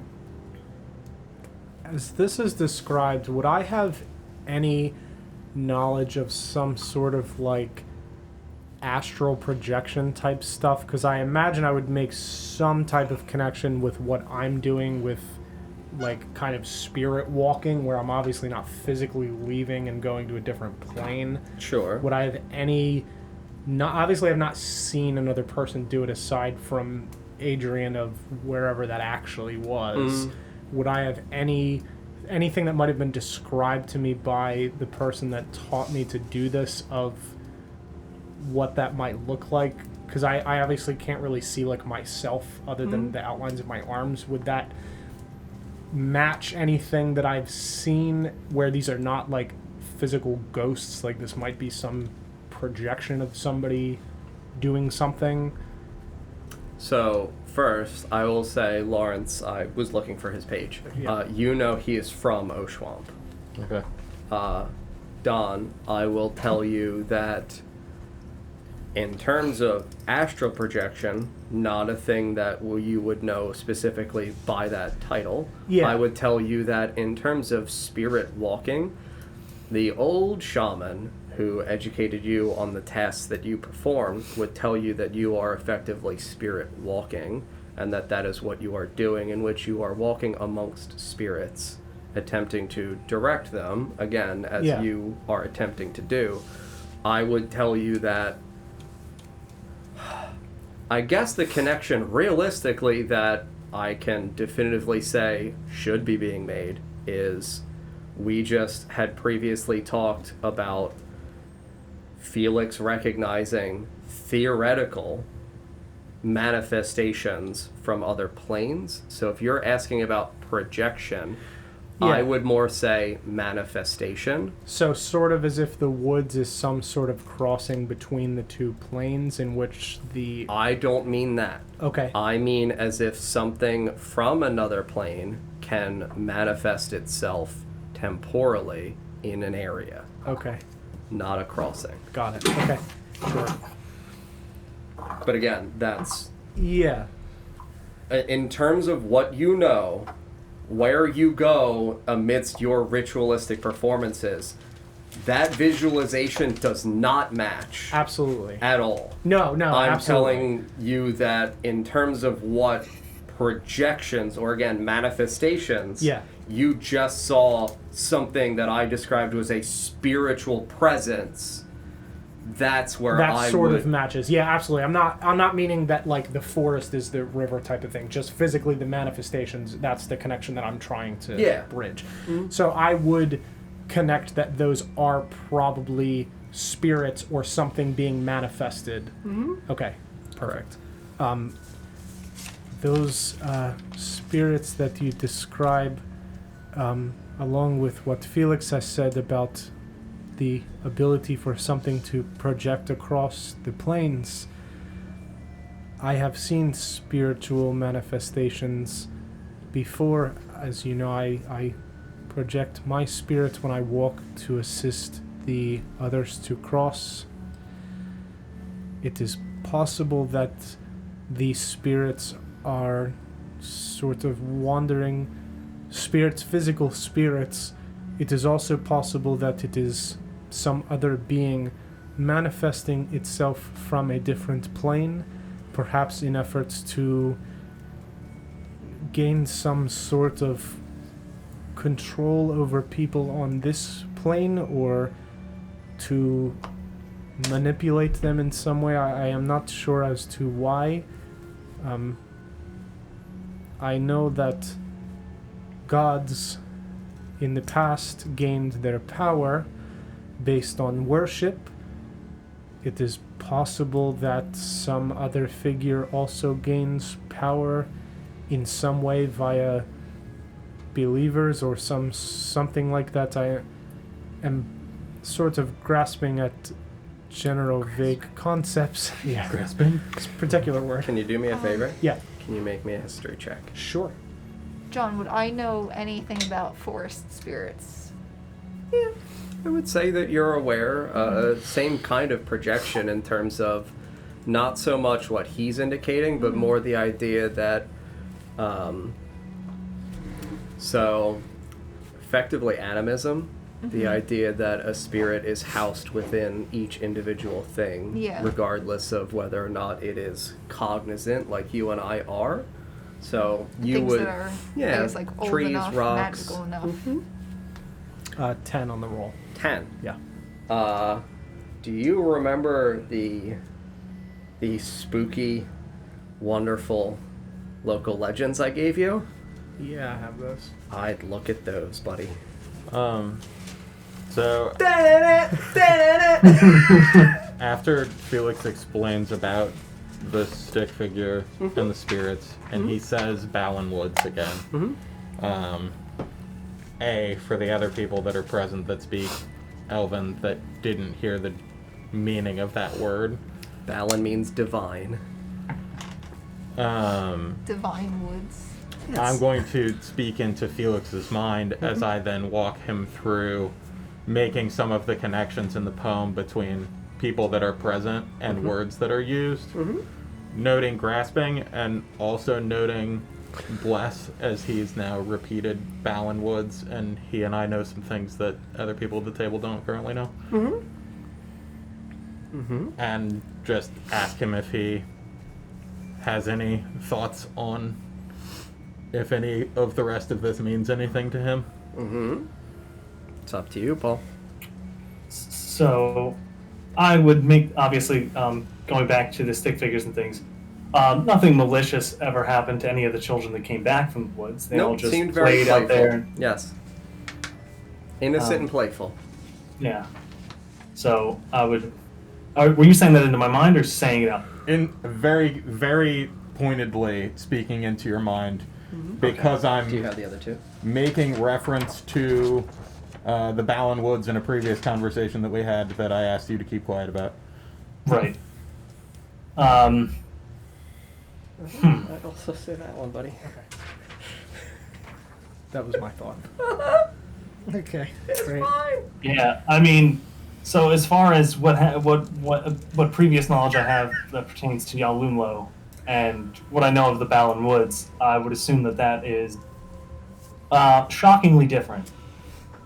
I'm sorry, Don was asking me a question. What was the Sure, question from you guys? So Yalumlo was asking me if there's a connection between, if I find a connection between the spirits and what the children were making and what Yalumlo and I know. No, I'm making a connection to The poem. the poem. The poem, okay. line in the poem that refers to the blessed. Blessed. Okay. Yes. And drawing a connection between, because we're bringing up the Balin Woods again, I'm recalling the previous conversation, now literally looking at this poem. Okay, And let me take drawing look a at the poem. connection and asking if you see any other things that are noteworthy. We literally have a physical rubbing of the poem in front of us. Let's take a look here. Just give me a minute to look at it. Yeah, you're I fine. have to pull it. While you guys are doing that, go ahead, Don. I have heard some stories about legends about the history of this place and this city. It's good to bring them up now. Two that stick out to me Okay. based on what we have talked about. The first is there was a man that swears a group of explorers discovered the gate to the realm of the dead as they dug into the ice. Great. And they spoke of a cacophony of voices in agony emanating. Some say they saw figures of shadows. Others saw hands pale and decrepit clawing at the ice, and others saw nothing. This might be similar to the spooky shadow shit that you saw in one of your horrifying nightmares. That does connect. It does sound Especially similar. since you died. I would Yes. say that is certainly something. And the other, I heard from a man that entered my shop at some point several years ago of a decadent priest who decades ago was exiled from the cathedral, and he journeyed out into the woods of Neverenter and performed an unholy ritual.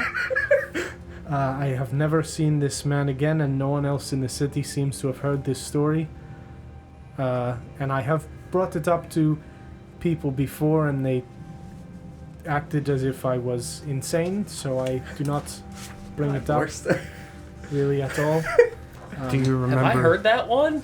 You have not. Do you remember anything about that man? I'll history check.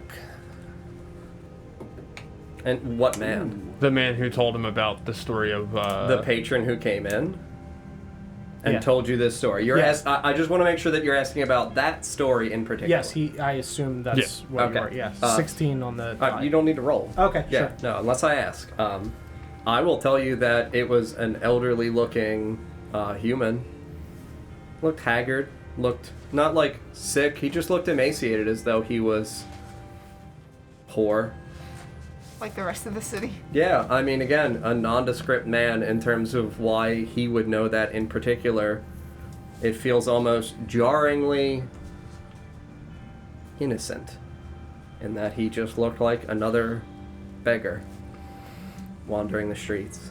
And again, I will say, he was very old. The classic, balding man with thin, frail white hair, very wrinkly skin. Would I have remembered any of his clothing that might stick out as like old priest's clothes or anything, as if he's telling me his own story? I mean, he was wearing robes, like old Sure. Old so I gray might robes. make that connection. You can. I will make that connection. Thank you. Okay. Uh-huh.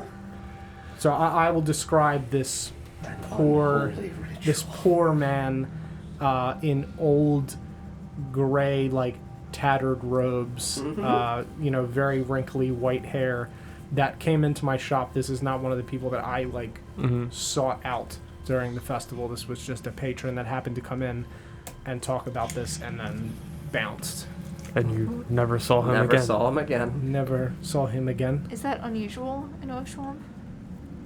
Not particularly. People come and go. Well, go meaning Die. You know. Die. It is hard to say. He was extremely old, Okay. so it is possible that he simply died, but And you'd never seen him before that?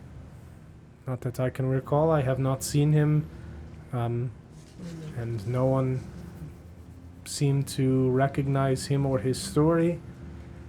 I stopped bringing it up after quite some time, after several people were extremely uncomfortable with the notion of that and seemed to think I was insane. More insane than someone that carries bones around the city, so that is saying something. You mentioned my death. I do wonder if, knowing what we do now about the way herbs are created, or specifically the bloodberries, I know Corin covered me in dirt in an effort to help, but I do wonder what mechanism that help took. How did it help me? Do you see what I mean?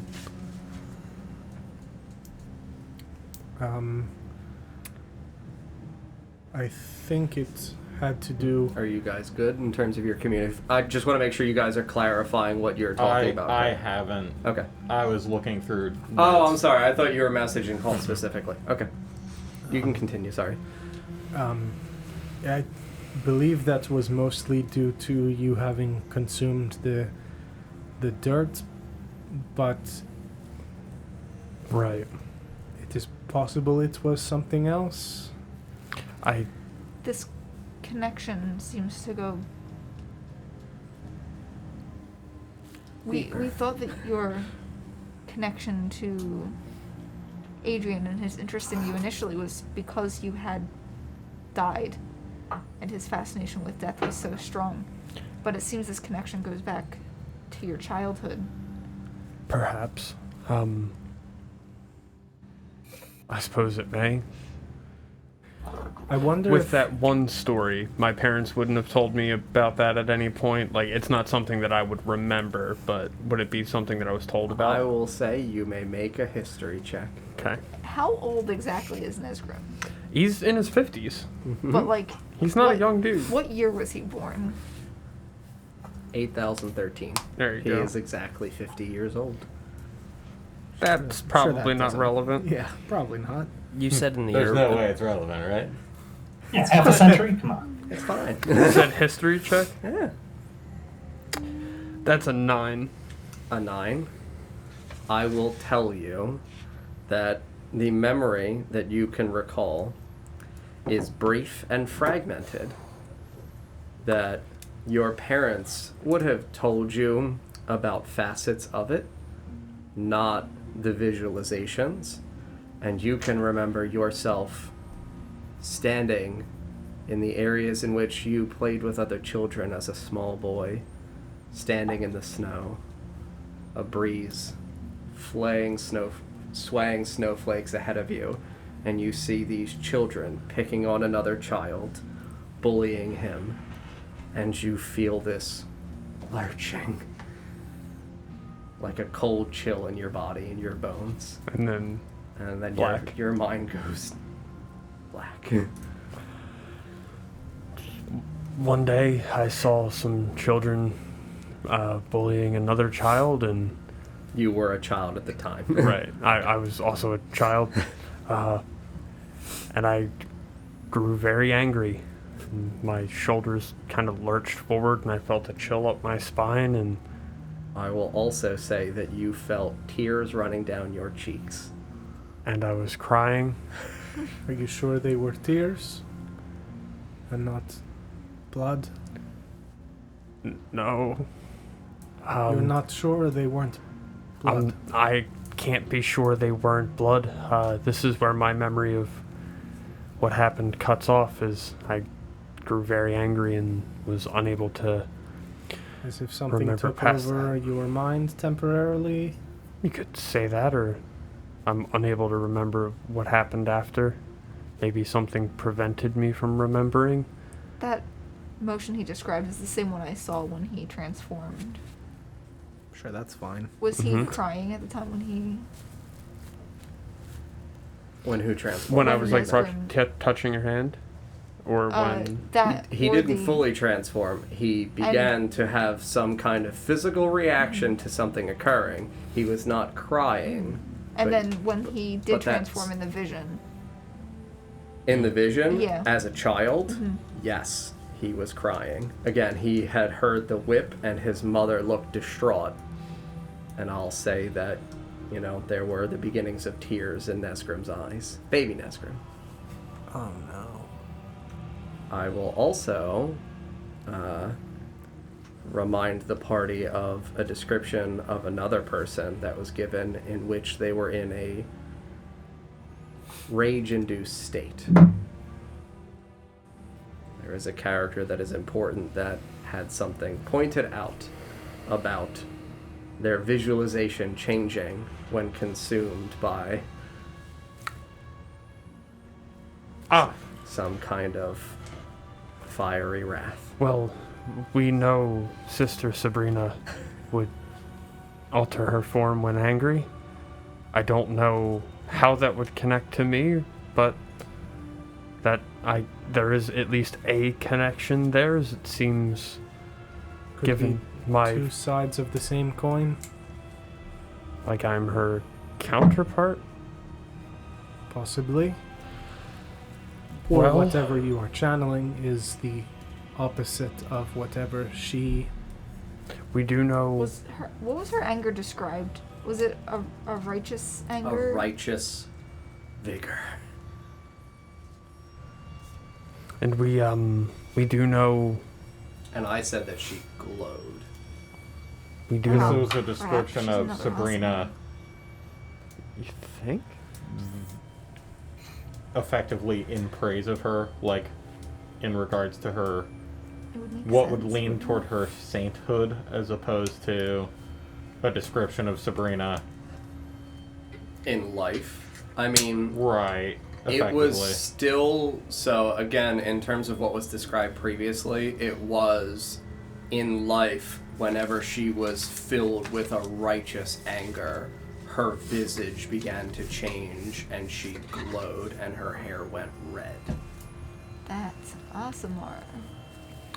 That's an awesome lore. We also know, again, this is only loosely connected.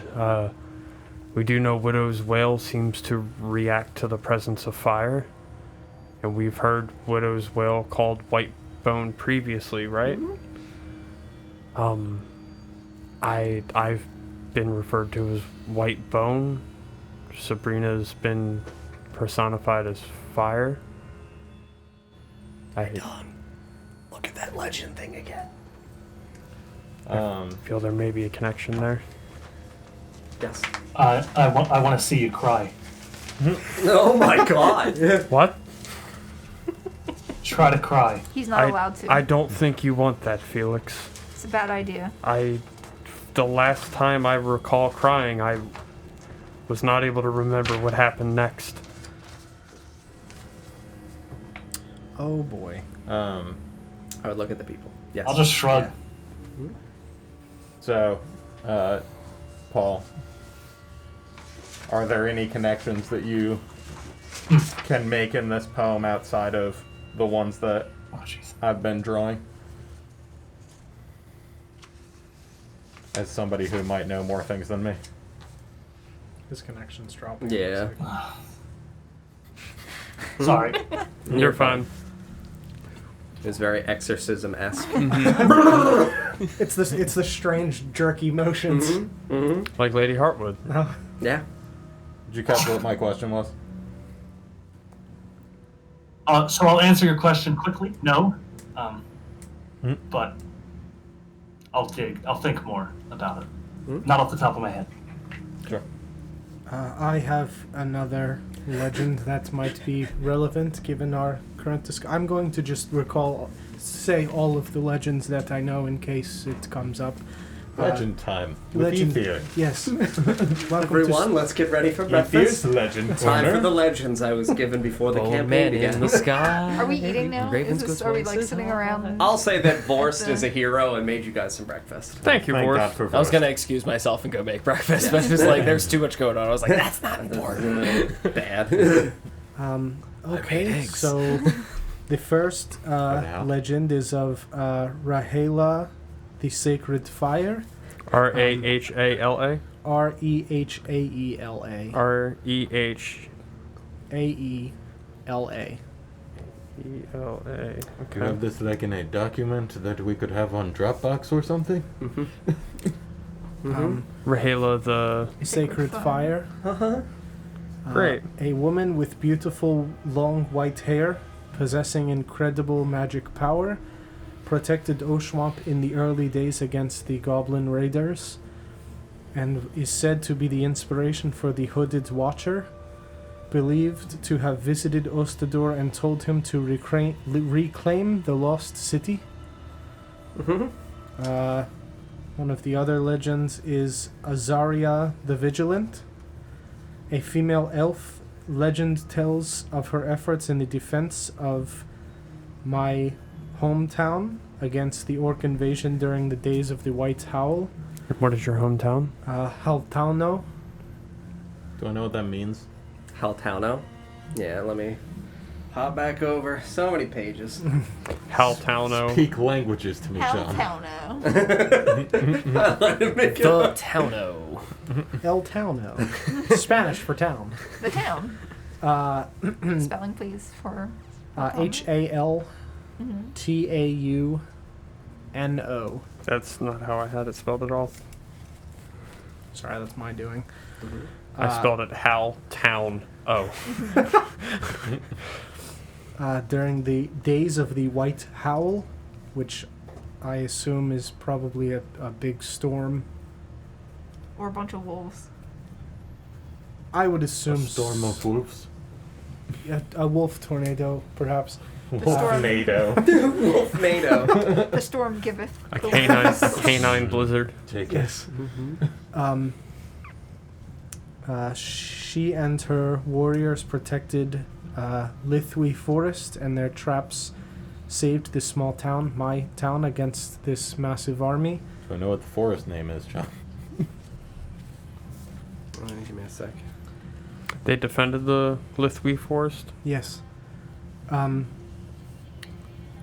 next is Edward the Reluctant, an elf, which was the first man to return from the Grogage, and told of a horrifying creature that lives deep within.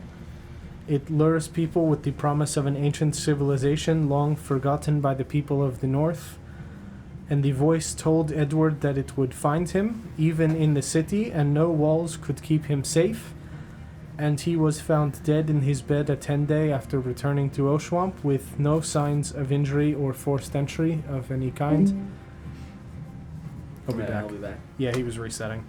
The next is Yazgash, an orc woman rumored to betray her people and offer assistance to Oshuamp in exchange for her asylum. She was believed to assist Ostador in her reclaiming the city from orcs during his crusade. Few people in the city believe this and consider her to have been a captive that Ostador showed mercy because she had a small child. This, to some, is considered his unspoken miracle because many despise orcs and refuse them any mercy. and the last of which I do not know the name of, is a heroic tabaxi man who rescued a crew of adventurers returning from the mines. The adventurers claim they were attacked by horrific creatures, cold and silent. The tabaxi man supposedly lives within the city, but I have never met him and do not know if he is alive. But the most important one is Rahila, the sacred fire. The rest are simply stories that I have heard in my time. So I will say Haltowno is a name that you gave me. Yeah. Never gave me meaning. I always associated with, because you said it was on the river, I associated with literally a town on the river. I think that's what it was. Yeah. Let me flip through my stuff. And then... oh, like hell. Wailea River means a winding river. And then Lithwi Forest means ashen forest.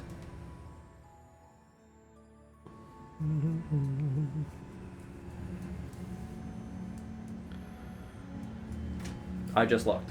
Oh, okay. Yeah, it's fine. I mean, again, I know what the name is designed to mean. I will tell you that I'm going to definitively declare that it just means town on the river. Sure, that's fine. Do I know where these locations are based on my route from home to Oshuamp? Far away from you.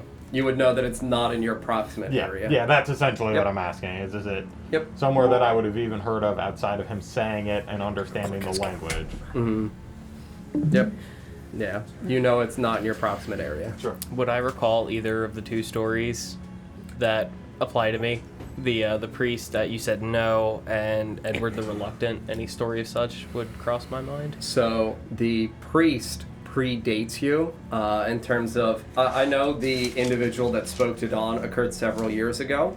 However, the priest, that narrative predates your life, and you have not been told by your tribe of any man entering the woods and doing something like that. Mm-hmm.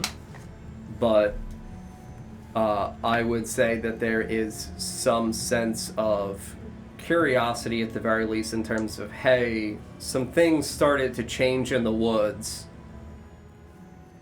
around about when you're not certain. Mm-hmm. That definitely seems peculiar. And then for Edward the Reluctant, I would say the fact that he was found dead and effectively seemed as though he was consumed by fevered dreams feels reminiscent. The fact that he heard voices and swore that something was hunting him even while he was theoretically safe inside of the city. Yeah. What were you pointing at? I was just mentally thinking like Paul. Okay, gotcha. But yes, that would be what I would say. And same thing in terms of you as a person know your tribe warned you, don't go into the Kurgaj. Mm-hmm.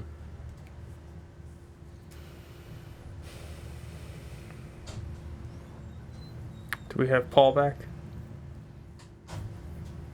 I'm here. Oh, all right. Oh. We can hear you, but we cannot see you. Mm-hmm. But those are, in terms of the two legends and things like that, those are definitively the things that I would say stand out to you the most. Well, Rahila definitely sounds like Sister Sabrina. The names almost even rhyme. Felix, you know a lot about patrons that are honored in Oshuamp, right? In Oshuamp, a little bit. Does the name Acceptance mean anything to you? I would tell you definitively, Paul, no. It doesn't realistically have anything that would stand out to you specifically.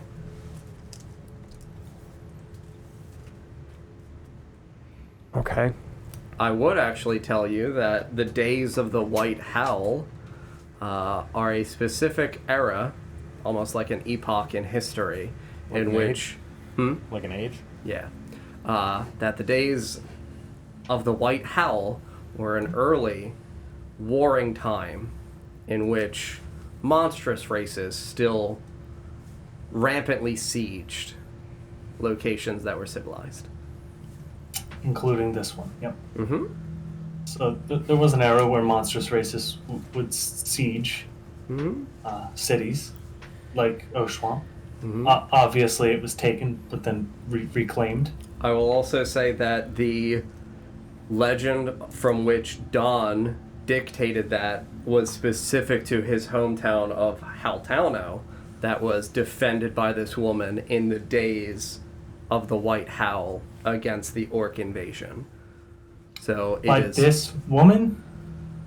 So the woman that he was talking about, Azariah, was a female elf that was from Howltowno, defended Howltowno in the days of the White Howl against an orc invasion. I will tell you that you know it is thousands of years ago.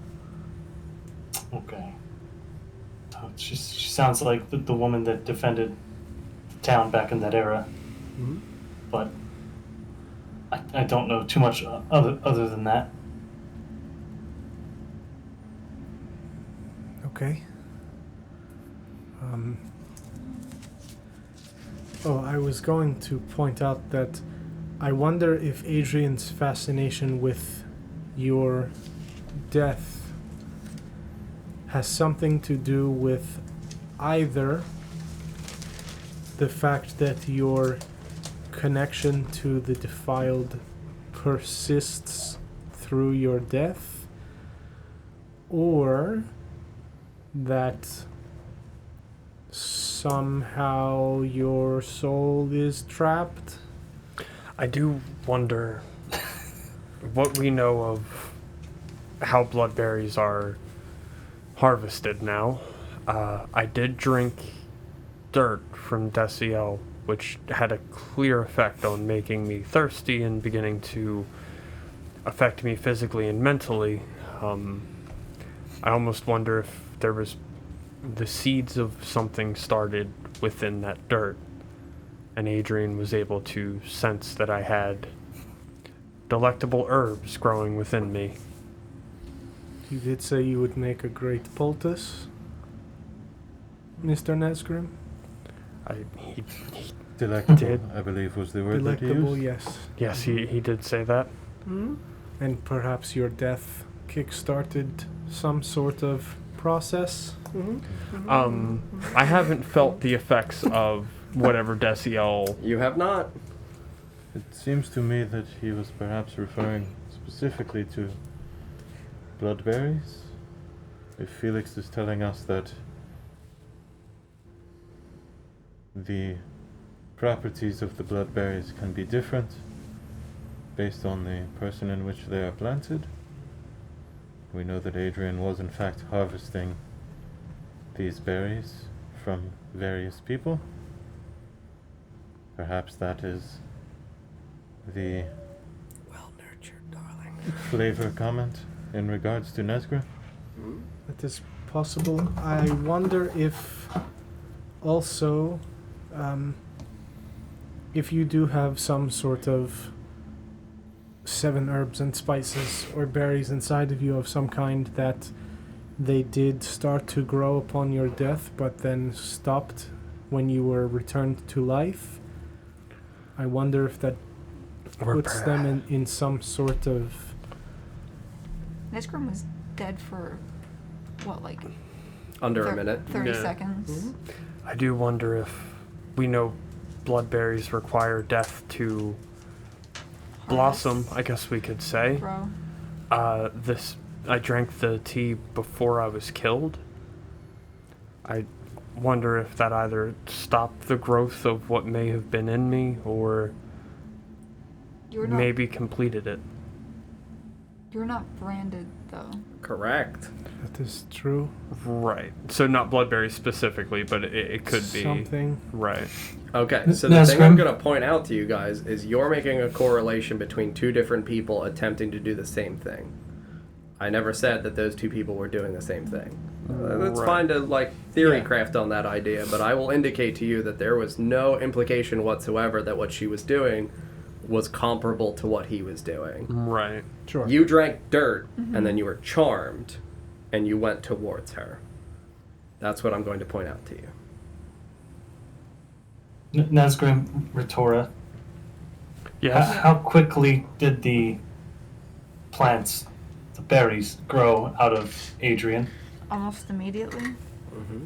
So if there were any inside Nesgrim, they would have grown almost immediately. If it were bloodberries, yes. The Okay. other herbs grew out of his navel as well. So I mean, all Yeah, of the true. ones that the True. 3 that you required: fleshwort, Mordane, and Oh. bloodberries. Oh, all 3 of them. Yeah, Yeah. yeah. The 2 grew out of his navel, and the 1 grew out of his neck. Gross. Yeah, Blood, the flesh. Yeah. The death. correct. Thank you. It's very literal. Yeah. Yeah. Really gross. People give those names to plants all the time, though. It's Mm-hmm. And Corin was responsible for collecting those herbs for growlers, correct? Not those. Not those. Not those. That was He, what grew- Oswell all knew, he right? gathered ones from different areas. Right. But we do know that those are needed for ailment. Mm-hmm. those specific ones. Are they for ailment or are they Not for the? Those are those for the specifically. rituals. The one that was Okay. correlated was fleshwort, and again, that was why he said he went into the mausoleum. Right. Well,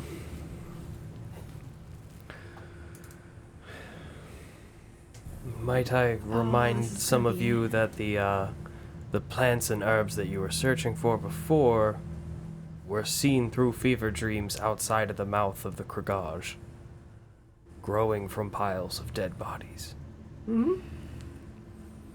That is true.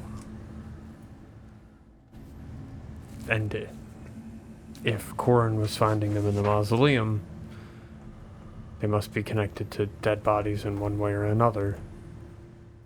They require death to grow. Right. Whether it seems that death is intentional or not.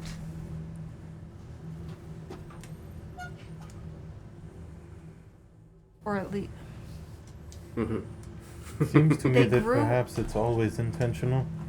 they grew on Oh, he- I love this. Oh. when I killed Mm-hmm. Adrian, his death prompted the growth of the berries. That doesn't explain why I was branded, though. Theoretically, the seeds were planted. What'd you use, Sarah? Oh, it's a stupid dagger. It's the bone dagger, Oh. which we burned. Uh-huh.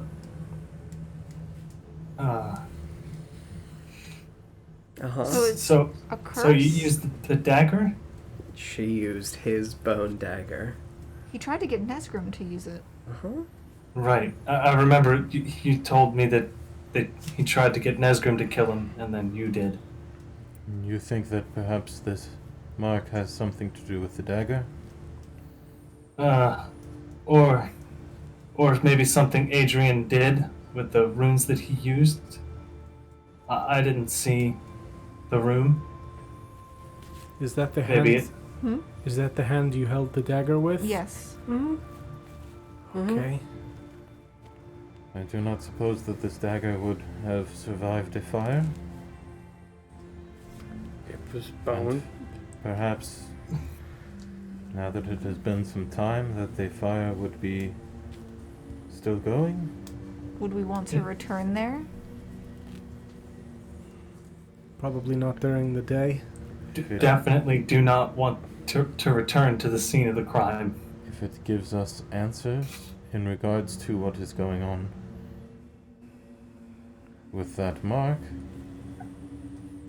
it would be better than having no answers at all. The Lady Heartwood did imply that the building would be acquired, Taken care of. maintained. I imagine How if sec- she has anything to do with the acquiring of that building, that it would not be much of a stretch to re-enter. How secure was the building? If I- Adrian's shop, you mean? Yes. If I were, say, a spider, Are there Or- any cracks under the are there any Yeah. cracks? I mean, I would say you'd be able to crawl your way back in. Welcome me. Come home. Technically, you'd be welcoming her. Come on in. Water's fine. Shop fire's is still fine. open. I could go check it out. I'm the only one who can open the door. I don't think you should go alone. I believe I've opened the door before. You what? I've opened the door before. I think that Oh, the she front means door. the basement door. Oh, Yes, I've opened the front door. Yes, There's you a could doggy get door. inside, but you are quite a bit more obvious than I imagine she is thinking. There's no doggy door. I can't get in. Fair. Got a scratch. I cannot speak to the safety of this location, but I cannot speak to the safety of the mark. when we did open it, smoke poured out very rapidly, and we did have to close. That The was door. hours ago. That is true. Well, Perhaps we could- Tora, what's scarier, a fire that's still going, or you being attached to something else? And correct me if I'm wrong, but the mark is growing? It was smaller when I got it. Yes. After the events of last night. The hand holding. The Kind of look grasping. down. Mm-hmm.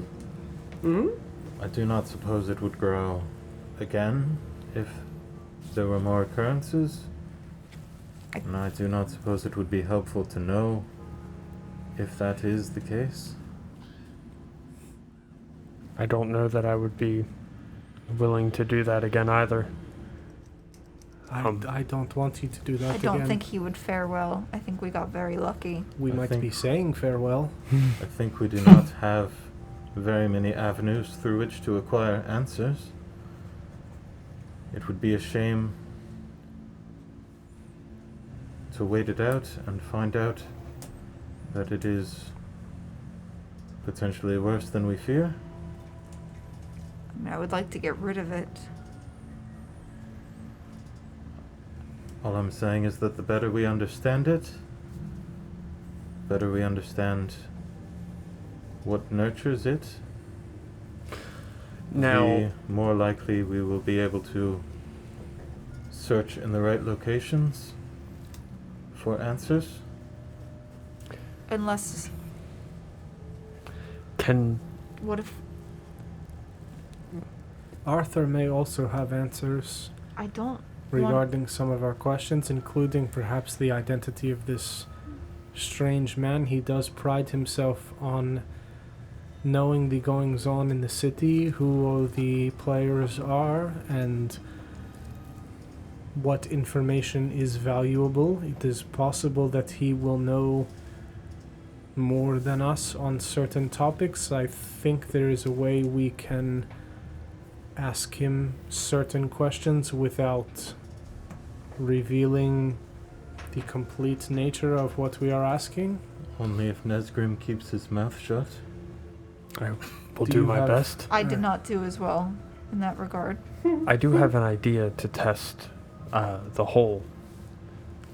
When I grabbed Ratora's hand yesterday, I was also casting a spell. Alright. If one of you would be willing to cast a spell toward her hand, we can determine if it was me or the spell that the mark responded to. I'm just gonna grab her hand. Does it respond to me at all? No, you don't feel any difference. No, like, chill or anything, how you had felt previously Mhm. when you contacted her hand directly. I have no reason to believe that this is connected to any of the rest of us in any sort of way. Perhaps not to you, but to magic. Touch the hand. I don't think that's a good Why idea. not? I would associate the last time I touched the hand, or the hand, Ratora's hand. The head! It's no longer yours. I would connect that to my memory of my childhood, right? For what? When I saw the kids getting beating up the other kid, I The would same connect. chill sensation in your body? Right. And I would connect it to watching you murder your mother. We can test the magic theory quite easily. Because we did see it respond to magic while we were fighting Shadow But it that's connected what's me to the yes, magic. that's what's specifically connected to the chateau. I'll pull out one of my random bones that I have with me and cast light on it and hand it to Retora. Sure. Take it in my hand. Yeah. I mean, I cast Shillelagh on my... I mean, Yes. I would actively know that my magic doesn't do anything in connection to her. Correct. I can tell you it's transmutation magic, as well as some ancient magic that I am unfamiliar with. Okay. I'll take my bone back and put it in my pocket. So Our- it's clear there's a connection between us then. I would assume so. I don't want to risk you turning into... No, I What? would not want to risk that either. That would put everyone in this room and potentially others outside of this room at risk if I did that. Almost like a lock and a key. Perhaps. Yeah. Since you are clearly containing something horrible. Though it seems from... You said that you've felt that sensation watching another child get harassed? Bullied, yes. Are there any other circumstances that you recall? Not that I can think of, no. And in I mean, I had, like, death of parents, didn't cry. Correct. in the vision, his mother was being whipped at the time that he... There was this... He didn't see Yeah. whip. definitively her get whipped. He heard the sound of a whip, saw his mother wince, and he flipped the fuck out. That is chronologically how the vision went. And then he heard stomps running away from him. It seems... I want to say it seems like this transformation is defensive. I Almost. I would say so, yes. It's based on your inherent need to protect. Right. I do... The one thing that Adrian has said to me comes to mind. He once said, hark lest the seraphs cry, or... Hark lest you court The seraphs cry, the that's it. seraph's cry. Right. Court is the important word. You do quite a lot of courting, Mr. Nesgrim. I do. Uh-huh. And something's courting you. And when was the last time you cried? Was it when you were a child?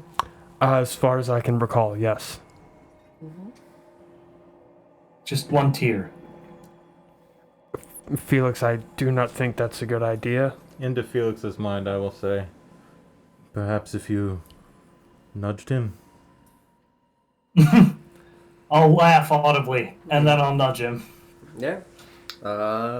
Nesgrim, you feel a sharp pain in your mind and you take 1 psychic damage.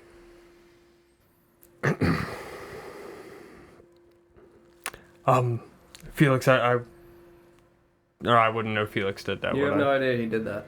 I'll just reach for my head and go, no, I really don't think that's the best thing for me to do. Are you okay? My head hurts a little, but yes, I'm okay.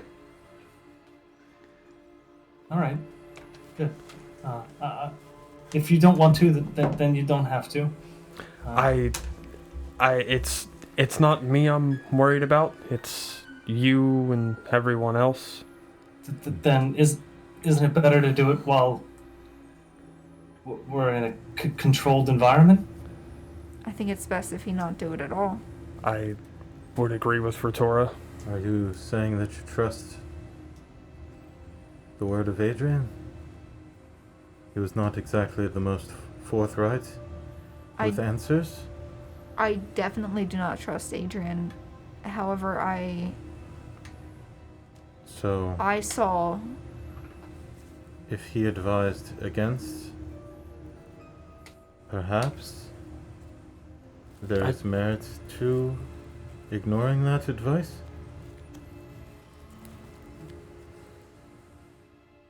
Adrian seems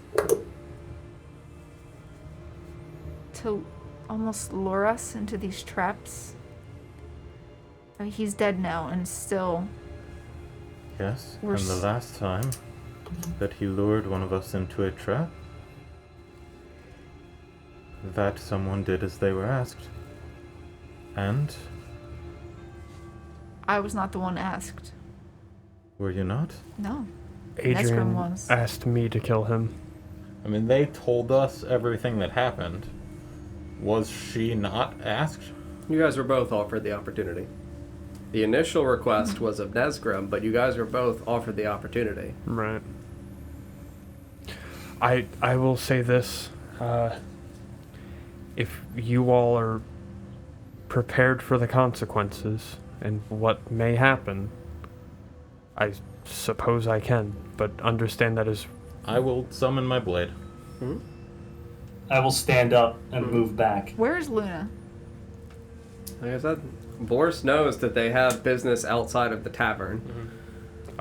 Perhaps we should not do it here, though, as I don't want to risk ruining the tavern.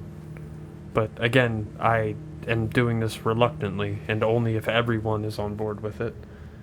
I wouldn't want to put someone in danger who's not willing to be. Do we have a safer location that happens to be as discreet as our current?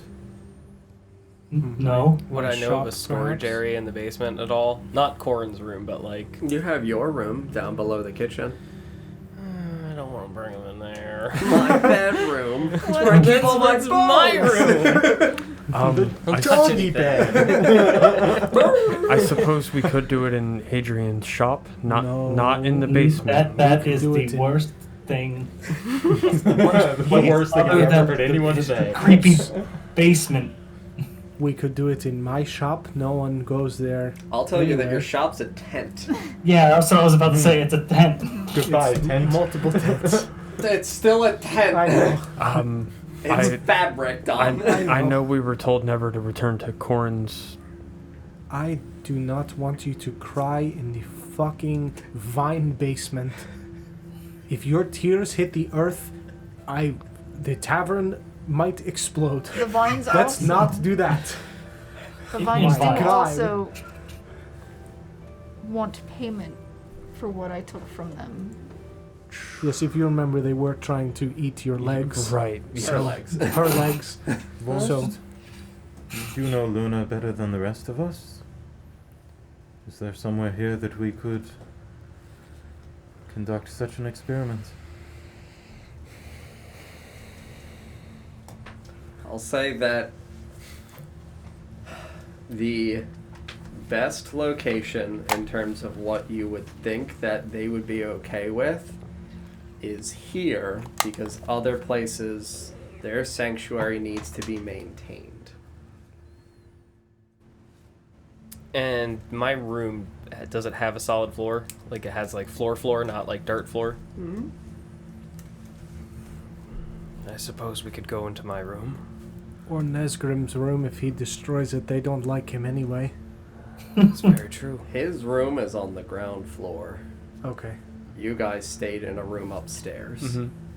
Now, again, I do need to make sure that everyone is Cool with watching me cry. willing to go through with Is this. everyone ready for this? I'm going to film it. Are there, Sell are there this. children here?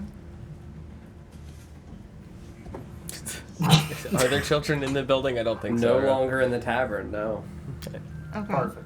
Is They've everyone... been taken elsewhere. Hmm?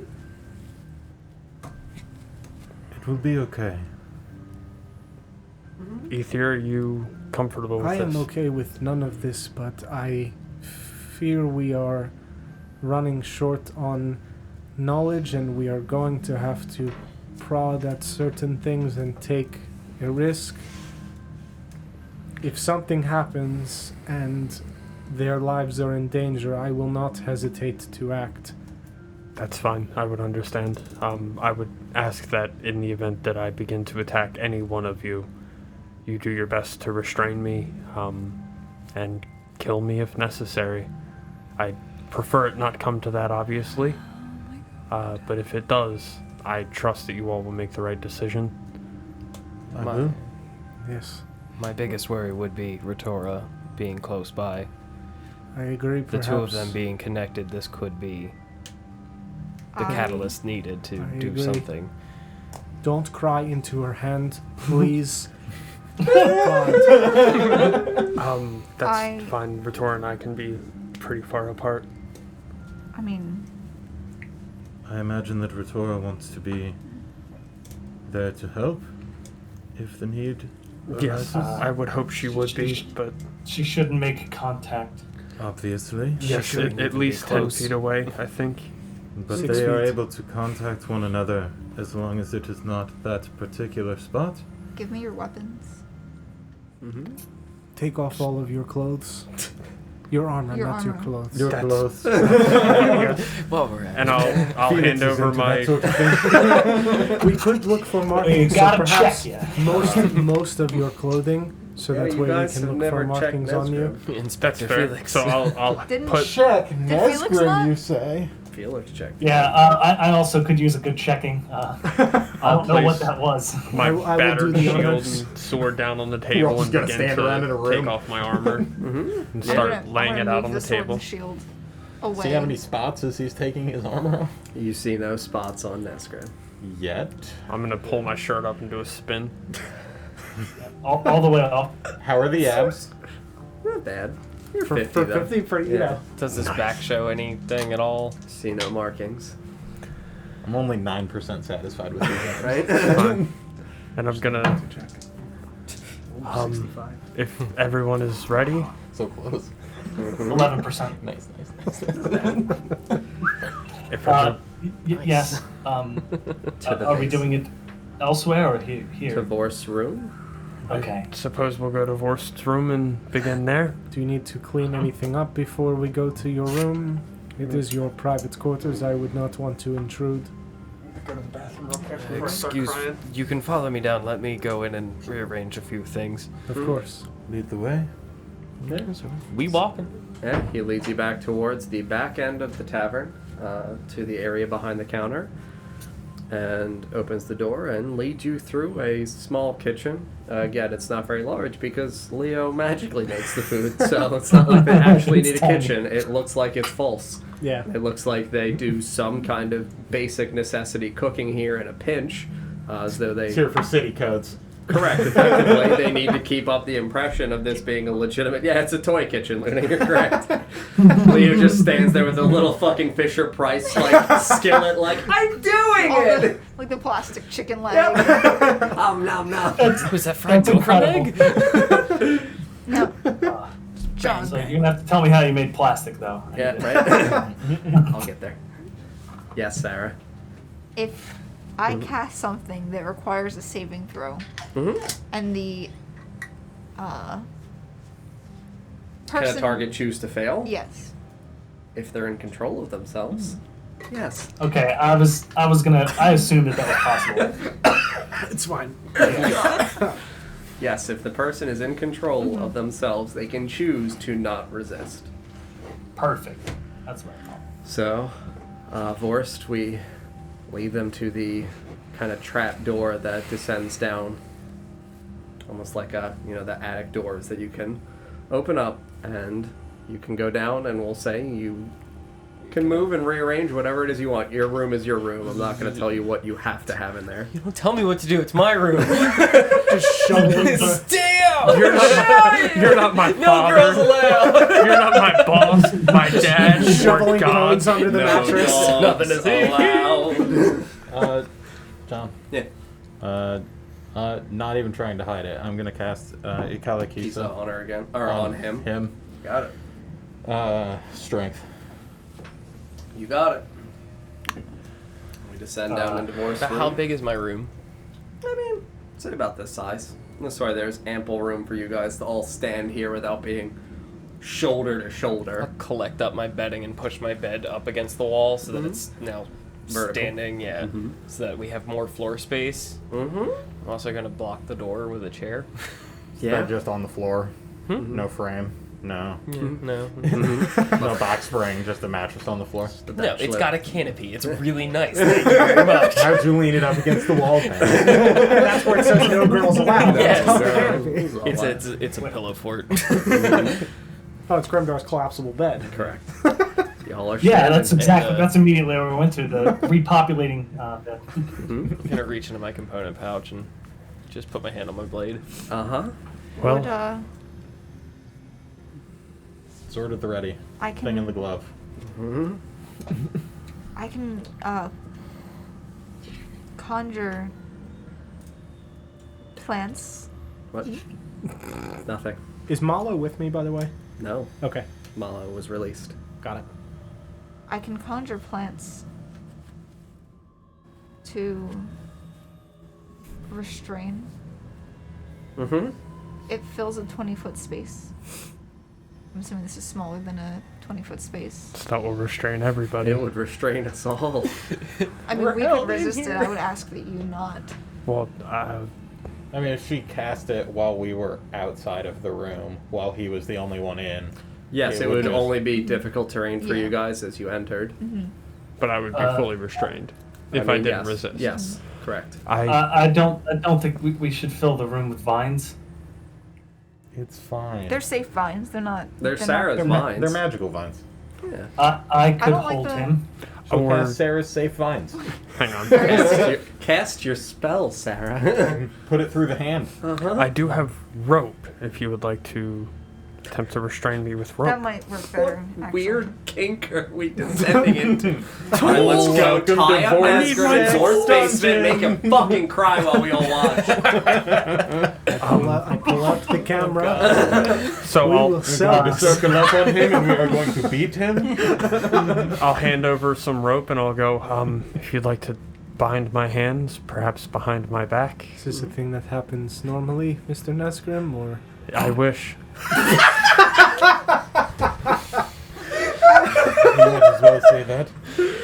Nivara, I'll have to Nivara remember gives off that a one. quite strong presence. She does. You're Still very thinking lucky about it. Luna is not here. She would hit you. You She might would. be thrown out. She would. Before we commit to this, a thought just crossed my mind of perhaps Felix, you were able to understand Nesgrim, Mm-hmm. and Adrian was able to assume that there's something different about you. Correct? Me? Yes. Yes. If we do this, my only fear is that it could be some form of a beacon. I'm willing to accept that for answers. I need to know. It is understood What that you need happens? to know, but I. the thought of releasing a beacon that would bring something There is already To- a connection. our We're already. residents. I imagine if it functions as a beacon, that it already knows. We're already being watched. I think it knows, if not due to its connection with Felix, its connection with Nesgrim. I think whatever this is knows where we are and who we are, especially me. I don't see this making that worse. It might make something else worse, but we do need answers. Well- Single tier, don't ham it up, Nesgrim. I will. Just the one, please. That's fine. Yep. I'll hold my Nesgrim? hand behind my back and wait for them to tie me up. All right, so we'll begin to tie him up. I'm going to Tie me up, communicate Paul. with Nesgrim telepathically. Mm-hmm. I'm going to grab you. Don't resist.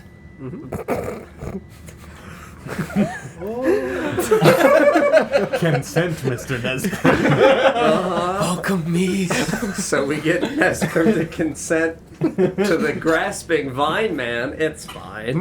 That's fine, I suppose. Grasping. I mean, I could make also I grasping love- vines, but we've decided not to do So that. he's tied up and he's being held. If it'll protect you all, I'm. It's like triple I'll- advantage. Well, I guess after we tie him up, we pull him to his feet. I'm so ready. Are you almost ready to cry? Why do I have to ask?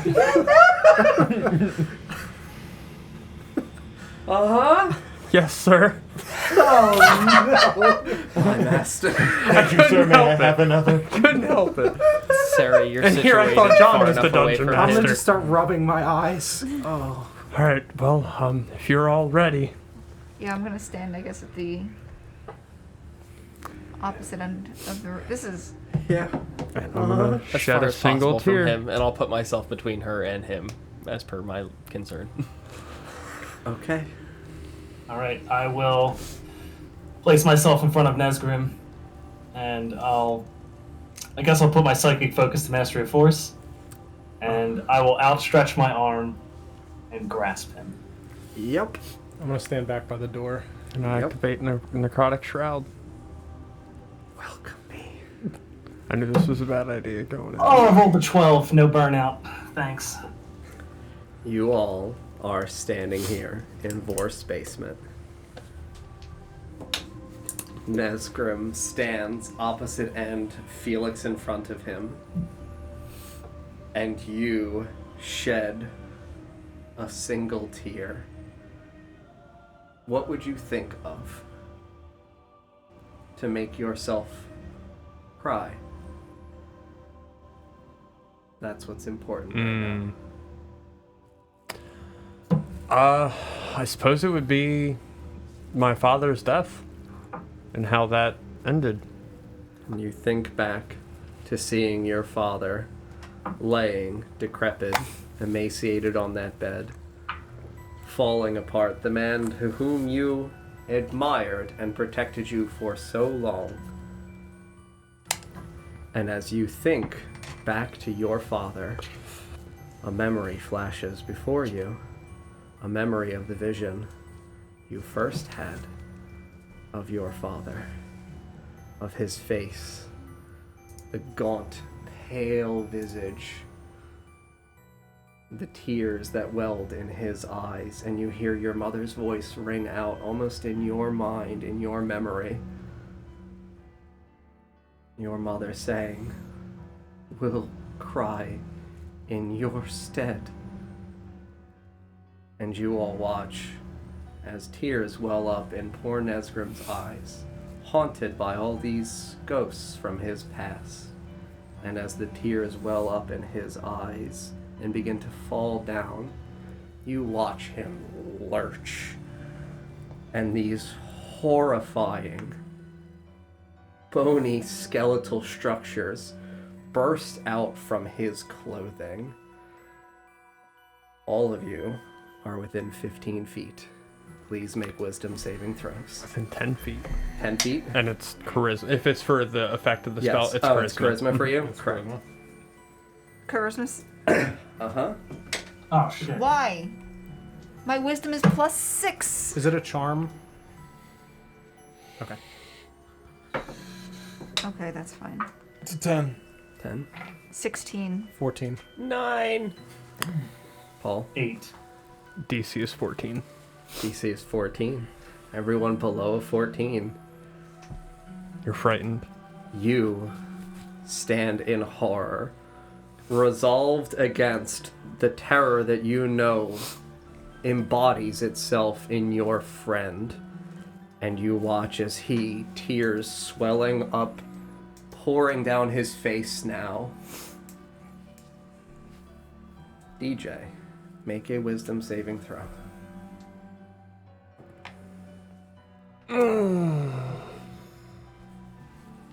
It's a 6 on the die.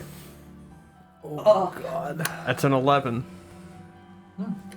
You all hear as Nesgrim begins to sob, kind of awkwardly woven in through his deep breaths. you hear a different voice echo out. "Ah, a fallen king will reclaim his throne!" Including me having passed that, or is that just the people that failed? Everyone hears. Got it. He's literally saying He's, Yeah, yes, okay. it. His literally. vocal cords are making these noises. I would not recall this probably, but we'll find out. We'll find out.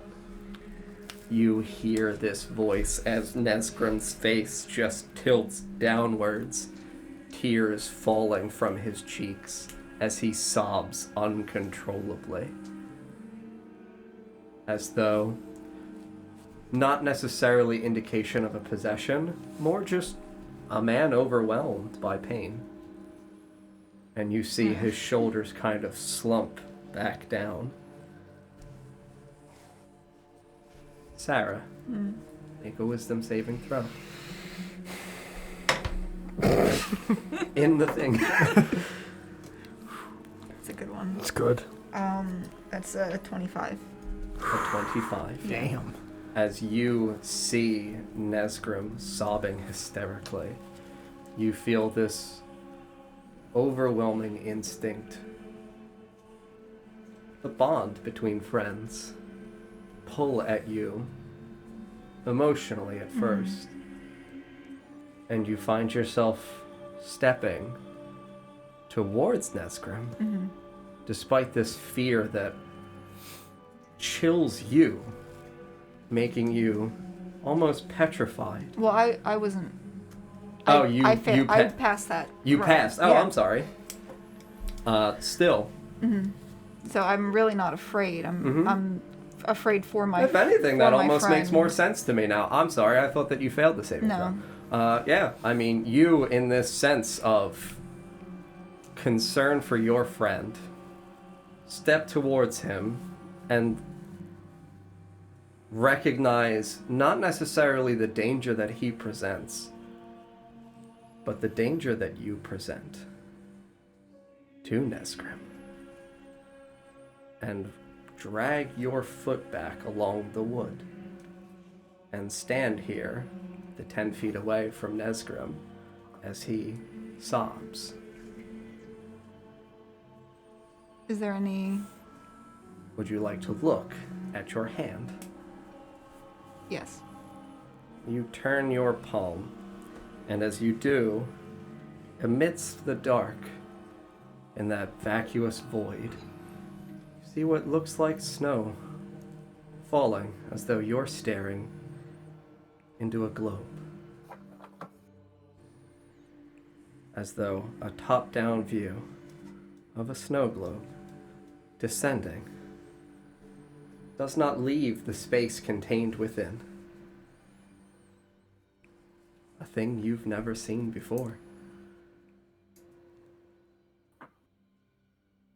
Is it? You say a thing of? Is it not similar to my druid craft? Like, When you concentrate and conjure the predictions for the weather? Yeah. Yes. It looks very similar. However, when you conjure that, It's the above. space above. Mhm. This looks as though it descends into your hand. If I touch it, does it still feel? Do you want to touch it? Yeah. You touch it with your other hand. As you touch it, you feel this harrowing chill at your fingertip that was not there previously. Is it still making contact with my skin? Your finger? Yeah. Yes.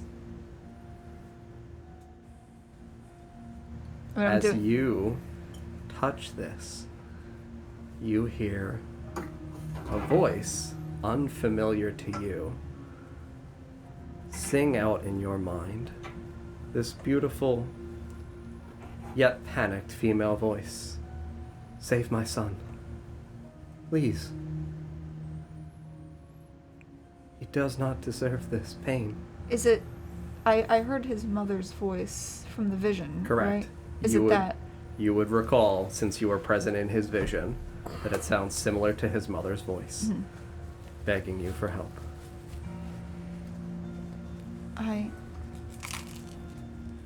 You hear the labored breaths of what sound like a woman beginning to sob, begging for help for her son. I'm trying. Do you say that aloud? Yes. You all here in the area hear Ritora just say, as she stares at her hand, I'm trying. I'm gonna look out of the corner of my eye towards Ritora. Mm-hmm. Do I see this thing in her hand, or do I just see still a black? You all just see a black space in her hand.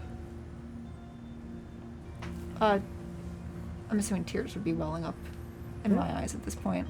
You see Ritora begin As to well. cry as well. Also, this lasts for 10 minutes or until I end it. So I'm just going to let it run the course. And Mm-hmm. So you got 10 minutes with Edgy Nesgrim. Edgegrim. Do frightens break concentration, or is it a roll? I would say that it will not break concentration in this context, because you were prepared. Saving throw is still the saving throw, but it does not specifically break concentration. Okay. While standing in front of Ritora, I want to spin around and kind of, as she's like starting to cry while touching her hand, I'm just gonna like kind of put my hand underneath of her hand and be like, "What is it?"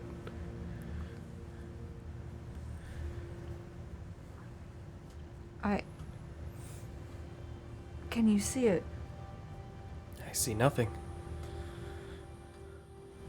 I see. And you're still making contact with your finger.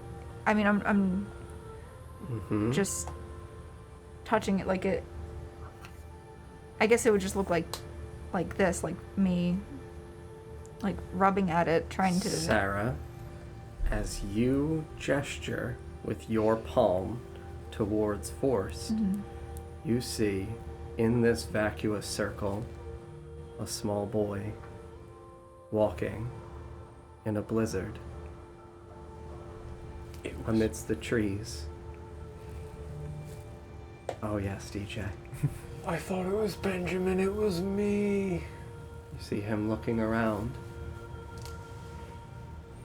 and you see his face suddenly stop. He looks only a few years old, maybe 6.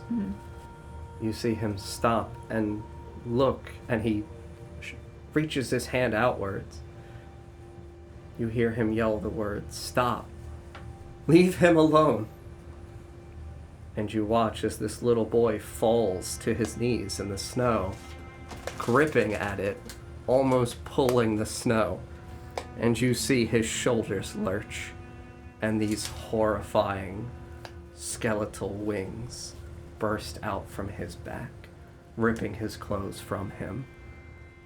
And you hear the cries of other children echoing in the distance as this small boy on all fours lurches so much worse. forward hurriedly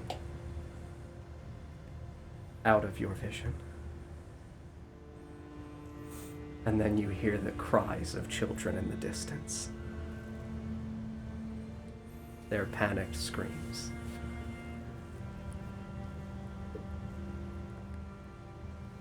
And you just return to seeing snow falling in your palm. A glimpse to a memory. I can't hold him much longer.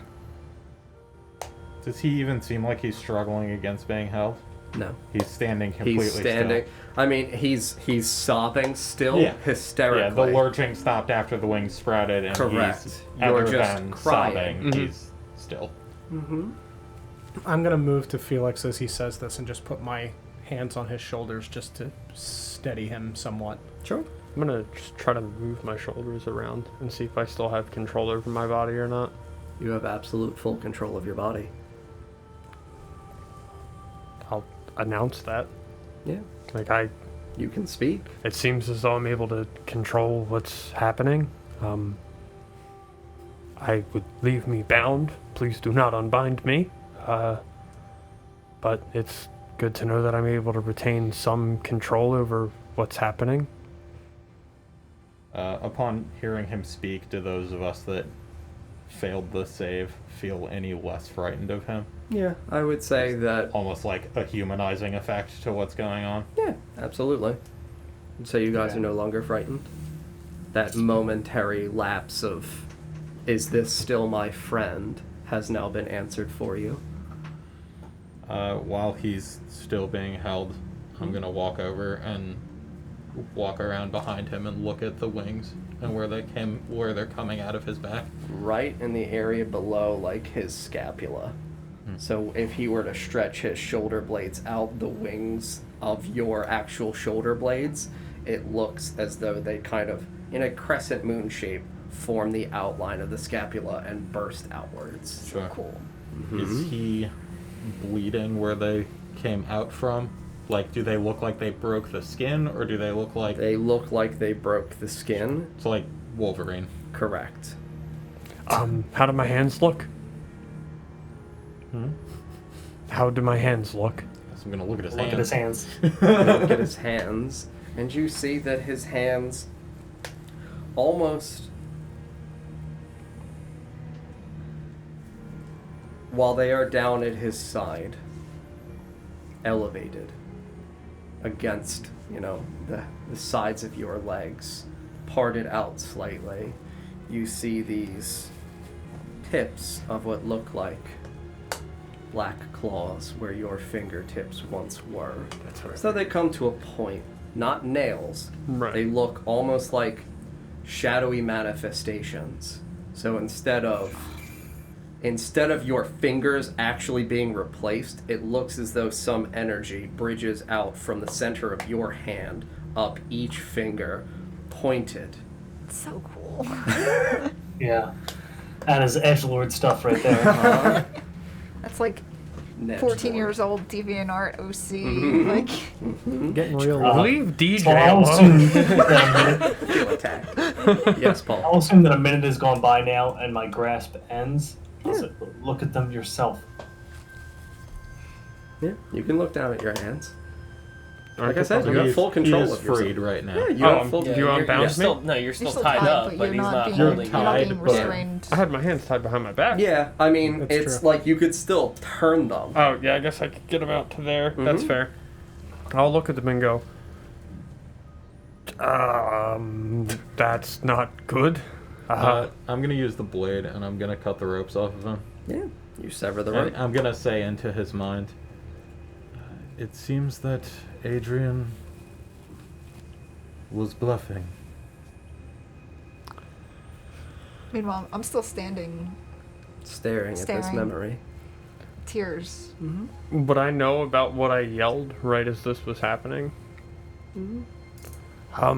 Yes, but what I yelled about the Forgotten King, Fallen King. Fallen King, reclaiming his throne, that was not me. Are you sure?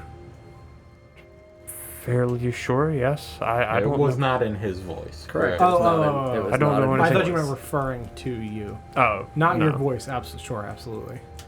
So it seems as though there is some connection between this and... DJ, make a history check.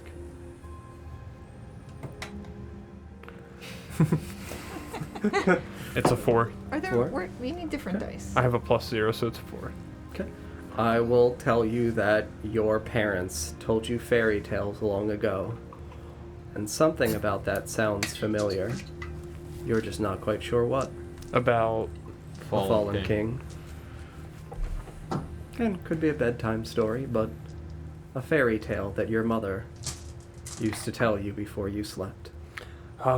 My mom would tell me a fairy tale about a fallen king, but outside of the name, I know nothing about fallen kings. I don't suppose that's something that, Felix?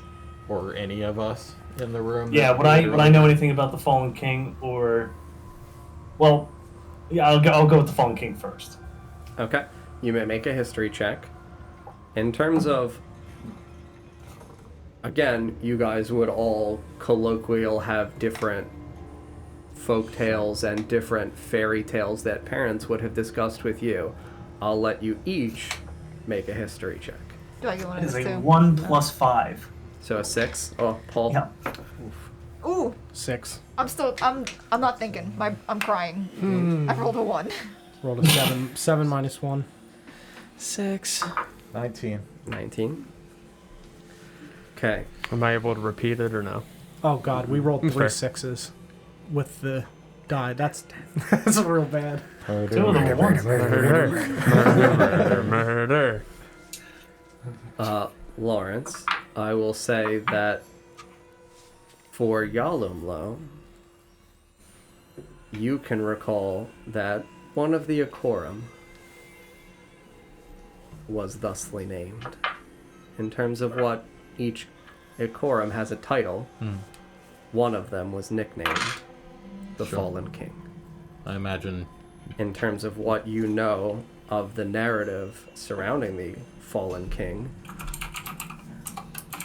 it would be a spirit that houses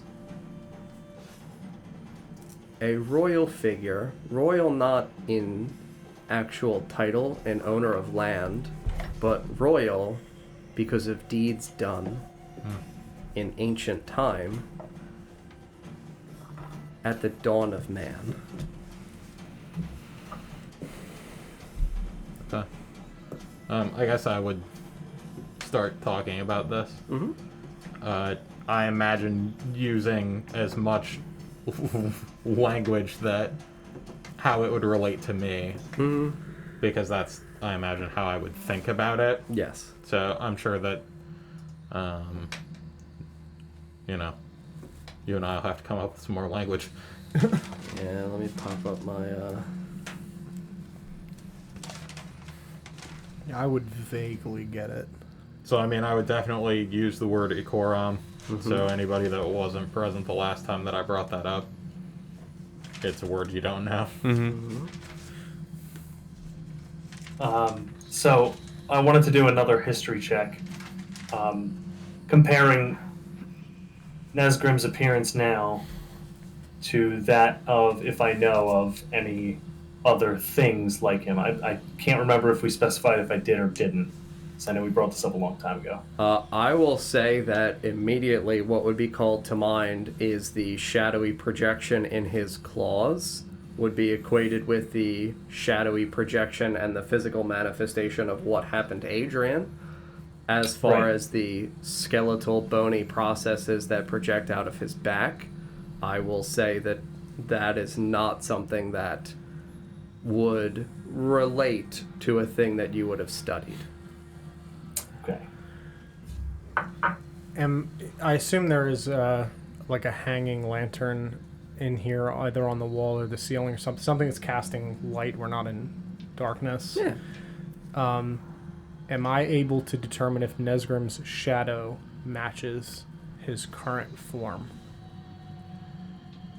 In terms of with the projection of the claws and the wings? Yes. Effectively trying to discern whether or not these are illusory or physical. Not necessarily illusory, but I'm gonna make like a general assumption of Ether kind of connecting shadows of people as kind of like an extension of their soul in a sense with the light and dark dichotomy. So I'm just trying to determine if his shadow, whether that's an accurate statement or not, is visibly reflecting how he looks currently. His shadow visibly reflects how he is currently. Cool. Has anything changed? Does it still snow when I... As you're still looking at it, you still see snow. You still hear the cries of children in the distance. You still hear a woman's voice pleading over and over. Save my son. Please. I feel like at this point Ritor's crying more than Nesgrim was. With me still holding your hand, I'm going to take my hand and put it over top of yours so you stop fidgeting with it. Because, like, at this point you're crying and just kind of playing with the spot in your hand, so I'm just going to... Also Because intensely... apparently it's causing you some issues, so I just want to make that stop for you. Well, Do I stop hearing that when he covers it? Yes. Does it feel cold to him? No. How many thrones would I associate with the word throne beyond the one in that poem? Based If on any. Based on you? Just based on Not a general single one. experience. That's the only one. Correct. I'm gonna say it. Yep. Well, I don't think I should sit in that throne. Yeah. That's probably a bad thing. I told you I was very excited for this. Oh, God. Oh my god. Yeah, we literally fucking did it. When grasping vines hold fast to the Oh throne. my god. I'm the throne. No. I am chair. Well, because Paul had me wrapped up with vines. That's where my... I didn't I'm not... wrap you up with vines. I grasped you. You I'm are the not- I'm not grasping You are using the, vine. you are vines. the grasping vines. We have that labeled as Paul. Yeah. So we were wrong. It's me. No. The No. grasping vines are him. Arbitora. No, I'm the Black Earth. Mhm. You're the That'd be more grasping than one vine. thing. The grasping vines are you. Paul is you physically held grasping you. Nesgrim. I was not physically grasping him. Again, Well, I understand magically. that, Paul. It's You need to recognize that the symbolic metaphor of grasping the Right. throne. hold yes. on.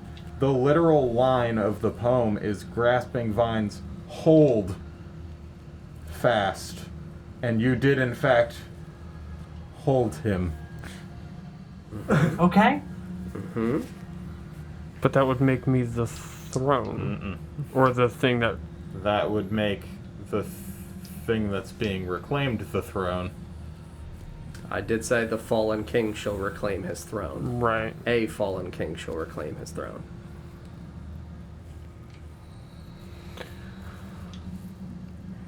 I don't know what any of this means. I'm very confused.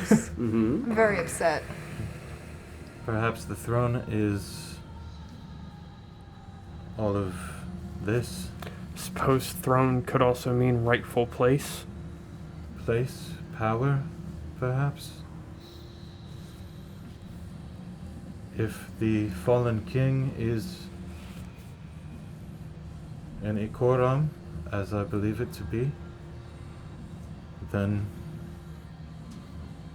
perhaps it is a manifestation that is this throne. Perhaps, Throne is capitalized? yes? You're still near him, correct? Mm-hmm. I will say that in your gloved hand, you feel centralized in that location a writhing agony comparable to when not in possession of. You feel now, despite possession. Exclusively in that spot, though. I'm gonna unglove my hand. You unglove that hand, and you see in your hand that turquoise gem shining a pale blue light. Want to describe these hands for the other three people? You see Yalimlo's hand ungloved for the first time and see that it is frozen black, almost frostbitten, withered, and decayed. Holding this strangely eerie, illuminating turquoise gem, looks almost like a shard of ice, fractured, hardened, splintered. Perhaps... And you're saying pain as if it weren't present. Correct. I'm gonna back away from him and see if that wanes.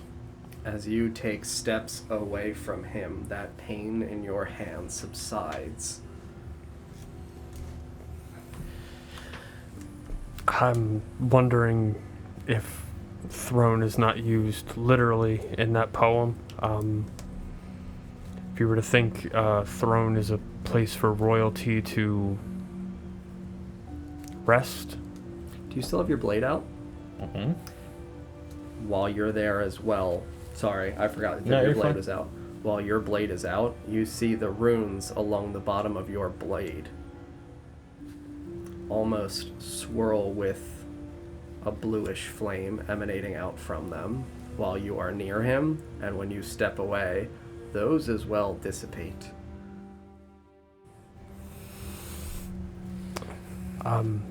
Does Nesgrim smell any different? Dog man. I'm going to say no, you might get the sensation of a theoretical, like a heat emanating out from his hands, but in terms of an odor, I would say there's no alteration in his odor. I've been told before, or heard in a vision, this clay is faintly a prison. Yes, it is. If the throne is not a literal chair, the possibility is there for me to be what's referenced by the word throne. With what you were telling me about the Fallen King in terms of what I know, would I associate throne or a word that might mean throne or something akin to that with, if I even know what it would be, the manifestation of power of that particular spirit? Akin to how... Yeah. So, I would say that that original roll was a 19. I don't know if that's... I will say that the Akorums, because of how they present themselves differently with each as an Enzo, each one manifests it in a different way. Sure. I would say that the trajectory in terms of the visage that would be reflective of what you would associate with the Fallen King would be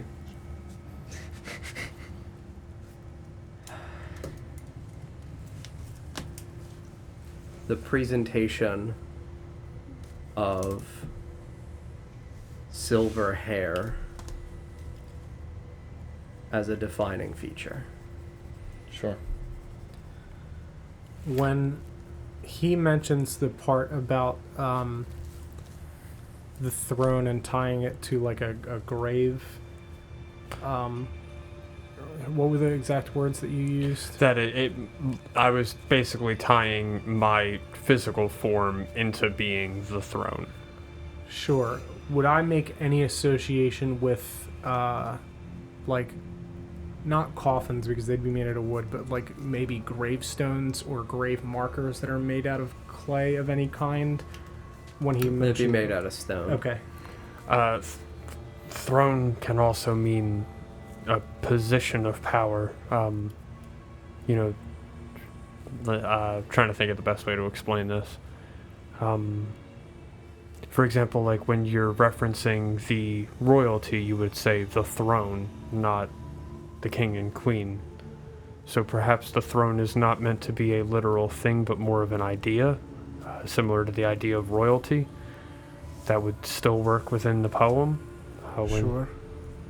Could I associate his silver hair with a crown? If you want. I don't think that that's unfair. I think,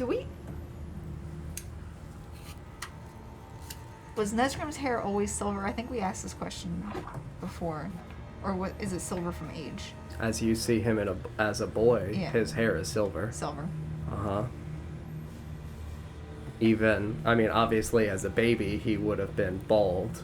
But you see him, Not all babies. baby mostly hairless, with thin white wisps of hair that would look akin to early silver. And then as a 6-year-old boy, you see his hair silver. When you were describing earlier your personal history, you, DJ, sat at the table and referred to your parents as human-like. Did you, Nesgrim, say human-like? I would know they were human. I don't think I would have any You would believe they were human? I would Did you believe. say human or did you say human-like? DJ said human, like Nesgrim would have just said human. Human. Okay. I guess Nesgrim knows he's not human. Now I do. Nesgrim has known that he isn't You human. introduce yourself as a Bossamore, so... Right. That could have also been a DJ failing rather than a Nesgrim introduction. I still think it would be something that your parents would have told you and would have described to you that you were different, you were in an area in which all the children are different. Right. At some point in your life, you would have asked, why am I here? And they would have called you that, not really dictated to you what it means. And that has been why your quest has been, I want to understand what this means and what I am. Right.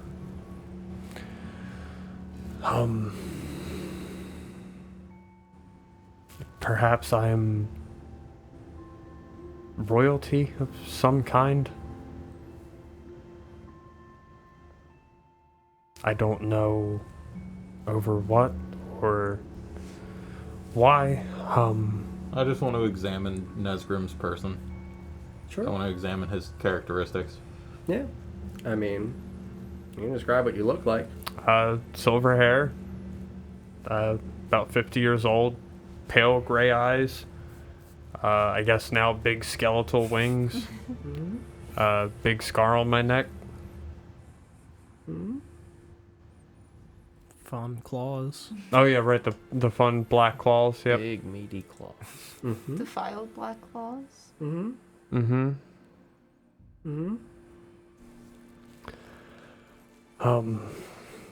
If we're all done with our observations, Do you feel anything? Do you feel them? Do you feel your hands? I squeeze my hands. Yes, I feel them. Do they feel any different? They feel like my hands. Do I feel different emotionally? That's up to you. I can't tell you how you feel. Yeah, I feel sad, but Nesgrim, yes, could you hold this for a moment? I'm going to hand him my sword. I suppose. And reach out and grab the sword. Does it burn? What? You're just slow blinking at me, John. I don't like that. That's not slow. That's not blinking. slow blinking. You're That's right. fast That's blinking. Morse code. Wish I knew Morse code. You hold out your sword.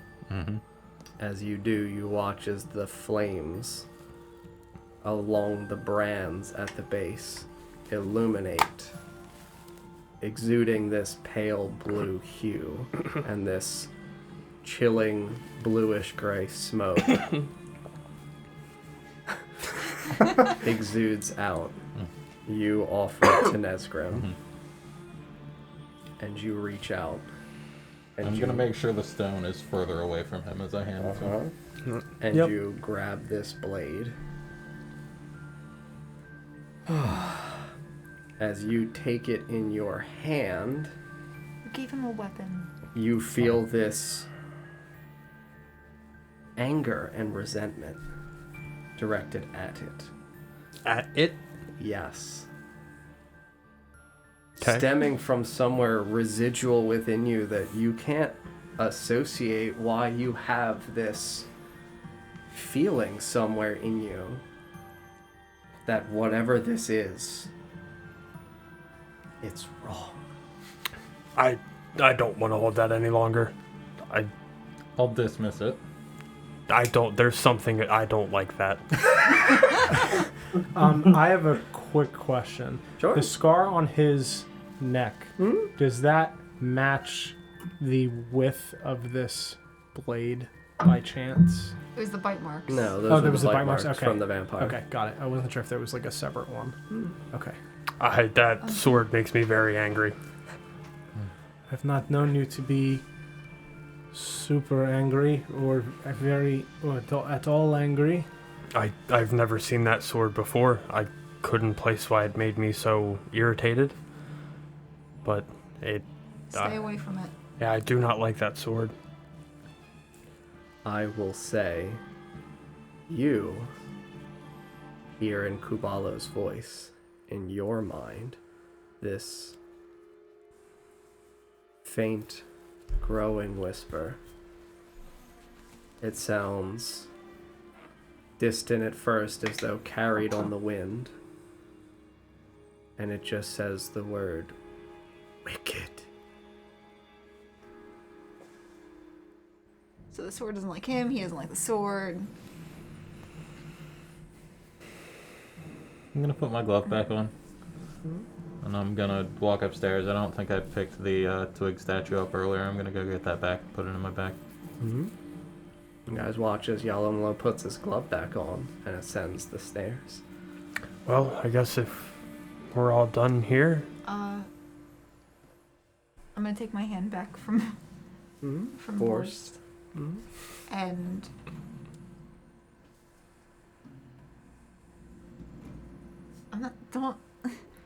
I'm just taking a single step towards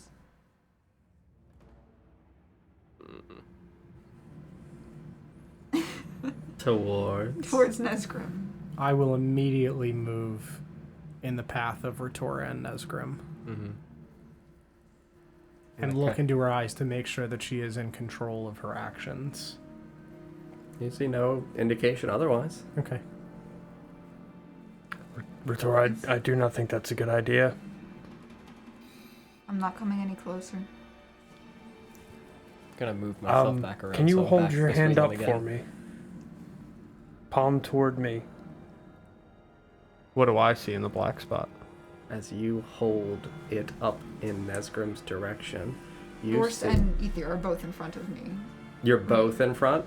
So Yeah. you would be holding your hand in between them or Like over in front of them? Like, because again, they're Yeah. taller than you. like over there. So you hold it up over their heads so this way the palm is exposed towards Nesgrim. You extend and elevate your hand, hovering it over the shoulders and heads of Ether and Vorst in the direction of Nesgrim. You, looking into this, see Retora's face. Withered, sunken, pale, emaciated, stained with chalk, as though a hand pulled over one part of her face. Fingers, obviously lines, over her eyes, her nose, half of her lips, extending down. You see a circlet of decrepit, gnarled tree twigs around her hair, and you see that her eyes, sunken, are black, without a pupil, and you see her face contort in this twisted smile towards you. My king. Do I hear that at all? Welcome home. I am not your king. Oh, yes. Okay, so I can communicate with it. Cool. You are. I don't do that. What the heck? And you see it smile and its head rotate back. Who are you? Who? And you see this other hand come up. It's her hand. You see again the skin pale, withered. And as she holds her hand, you watch as chalk marks follow down the lines of her face. A queen. And we will conclude there. As I would recount all of that to everybody as I saw it, I would describe what I was seeing. So that way There's you all John, know. would I see just the black circle? Always once a session. I would say Just say yes. Just say yes. all you see is a black circle. Thank God. All right. John, please. Saying so. Well, thank you guys for watching. I'm actually cursed. If you're new here, make sure you follow so you can find us again. You can check out our website, notgreatrpg.com. We have text recaps of all of our campaigns, as well as they get turned into podcasts and get put on YouTube. So if you're looking to catch up or find something new by us, that's a good place to check it out. We stream 3 times a week currently. We'll be live next tomorrow at 5 p.m. Eastern Time for Princes of the Apocalypse in our post-campaign fun times big battle epilogue. So yeah, thank you guys very much for watching tonight, and we will see you next time. Good night, friends. Bye, friends. Goodbye. Bye.